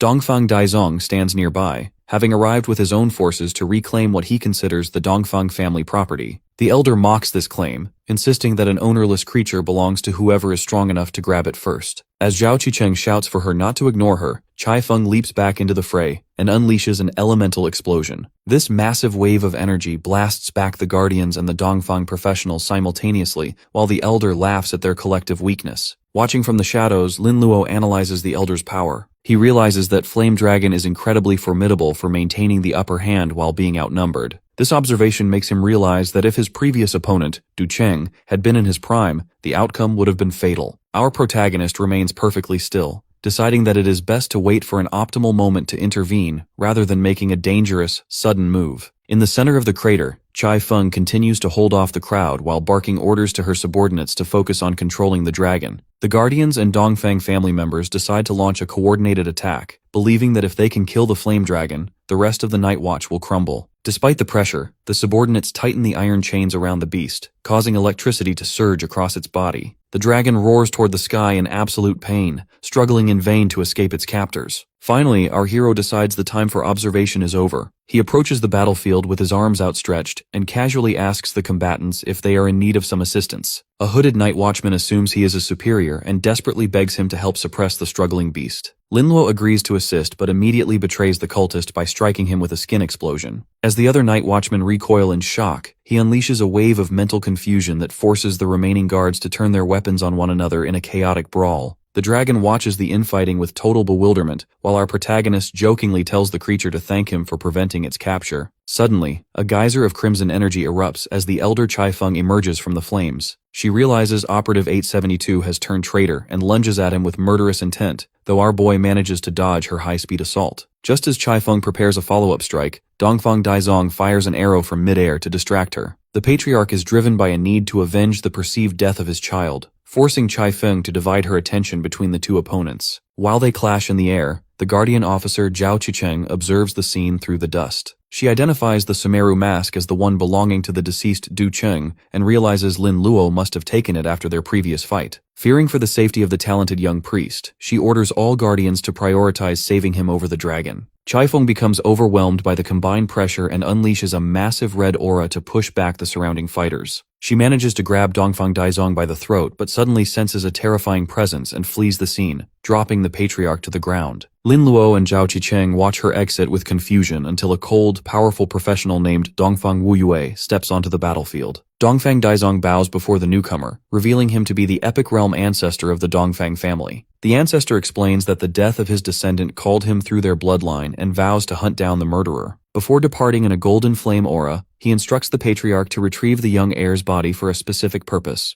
Dongfang Daizong then turns his suspicion toward the masked Lin Luo, but Zhao Qicheng intervenes to protect him. She lies to the patriarch by claiming the boy is actually an undercover guardian agent who successfully infiltrated the Night Watch to earn a high-ranking mask. Because the patriarch remains skeptical, the officer shuts down the questioning and forcibly takes Lin Luo away from the area. Once they reach a secluded rocky spot, the young priest removes his mask and faces a stern lecture from Zhao Qicheng. She scolds him for the extreme risk of using a cultist's mask and warns him that he could have been teleported into a trap. While Lin Luo sits on a boulder reflecting on getting caught, the red dragon suddenly appears on a nearby rock with its chains broken. Zhao Qicheng is confused as to why the beast followed them, but our protagonist smiles warmly because he realizes the dragon came specifically to see him. Meanwhile, Dongfang Daizong stands in the desolate canyon looking at a crystalline coffin with a bewildered expression. He cannot understand how his son escaped the binding of his skill. He recalls providing the boy with a resurrection tool years ago, yet the lack of magical residue in the air confirms that no rebirth occurred, and the young master is truly dead. This confusion is interrupted by a ring from his mobile phone. Upon answering, he receives a panicked report from a subordinate stating that the young master committed suicide and cannot be found at the designated resurrection point. Dongfang Daizong realizes his son made a desperate tactical choice to use death as a means to break his father's control, all for the sake of the dragon pet. Nearby, the red dragon looms over Zhao Qicheng and Lin Luo. The female guardian warns our boy to be cautious, as an ownerless dragon is extremely dangerous, especially one that likely holds a grudge against him. Lin Luo remains calm while looking into the beast's intense eyes, noting that it doesn't seem to have ill intentions. As he reaches out to touch the dragon's snout, the creature responds with a low rumble rather than aggression. He feels a strange connection forming, which the system confirms as the successful activation of Stockholm self-deception syndrome. He notes that while the skill has been triggered, it lacks an immediate effect, and will take time to fully manipulate the target's psyche. Zhao Qicheng watches this interaction with sweating disbelief. She cannot fathom a dignified race like a dragon currying favor with a human. Our boy dismisses her shock by jokingly claiming the beast is obsessed with him. This prompts the guardian to urge him to sign a formal contract immediately to secure the prize. She offers to gift him a contract item, but Lin Luo produces a stone tablet that he obtained from a previous boss fight. Zhao Qicheng is stunned to see a top-level Styx contract in the hands of a rookie. Once the stone pulses with energy, a system notification confirms the contract is successful. Our hero proudly claims the dragon as his own, leading the guardian to reflect on the historical birth of a dragon priest. Lin Luo opens the dragon's status panel and is shocked to see that the level 22 flame dragon possesses attributes far superior to level 50 silver class bosses.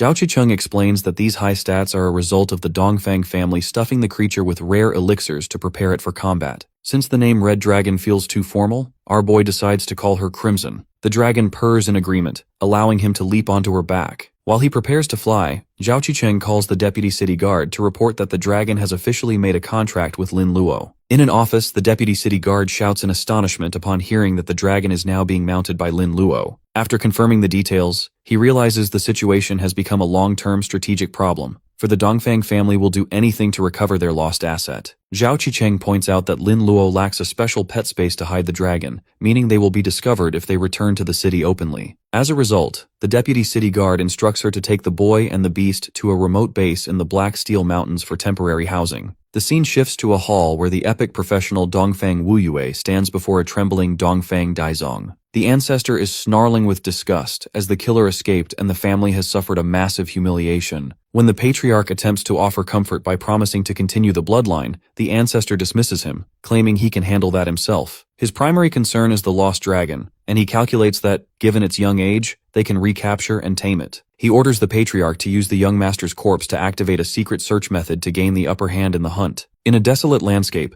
a wounded and bloodied Chai Feng curses the Dongfang family and the traitorous operative 872. A shadowy silhouette representing the Lord of the Dark Mist appears behind her, revealing that he saved her from certain death. The entity demands immediate repayment for his kindness, but the white-haired woman questions her own worth now that she is a cripple. The shadow offers her the arm of a dragonborn to replace her lost limb, promising it will grow stronger than her original. In exchange, he requires her to become his spokesperson within the Night Watch and travel outside the territory to retrieve a specific object. Chai Feng accepts the deal, officially becoming a follower of the Dark Lord. Finally, Lin Luo returns to his room looking tired but satisfied. He reflects on his journey back, noting that he ran into Tang Cheng and collected the prize his friend picked up for him. He holds a large stone box with an excited smile. He prepares to open the container, eager to finally see the world's wonder hidden inside. A light erupts from within, forcing him to shield his eyes as he cries out in surprise. As the radiance fades, a soft teal creature with black eyes is revealed. Lin Luo stares in bewilderment, noting that the prize looks like a slime or jelly. A status screen identifies the object as a world's wonder,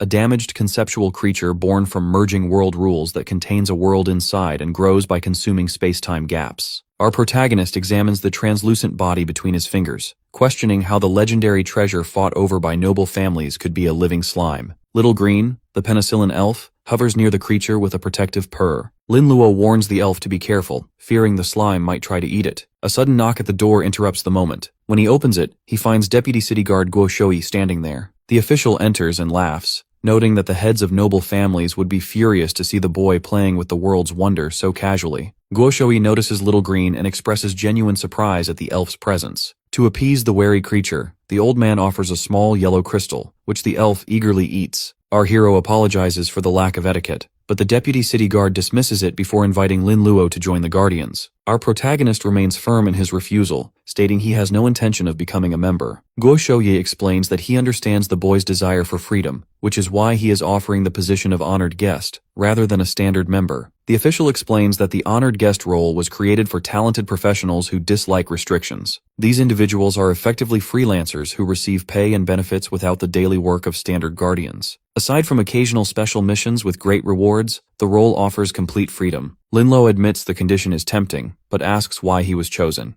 Guo Shouyi stands tall and explains that he is betting on the boy's future potential. He adds that as an honored guest, our boy can even command other guardians below the Gold Realm. As this is the greatest sincerity the official can offer, he prepares to give up if the boy still refuses. Lin Luo finally agrees to join. Guo Shouyi presents an ornate token and a badge to officially mark the appointment. The token allows the holder to mobilize all guardians in Binhai City below the Gold Realm, while the badge contains a hibernation barrier space for pets. Since Lin Luo lacks a dedicated pet space, he finds the gift extremely thoughtful. He then asks for clarification on what the world's wonder actually does. The deputy city guard sits and explains that even a genius will take a long time to use it, as its primary function is to help epic professionals enter the legendary realm and assist legendary beings in reaching the mythical realm. Our protagonist is shocked to realize he holds an item intended for the strongest beings at the top of humanity. He questions why such an important item was given as an exam reward. Guo Shouyi explains that he and other epic masters snatched the artifact from deep-sea aliens.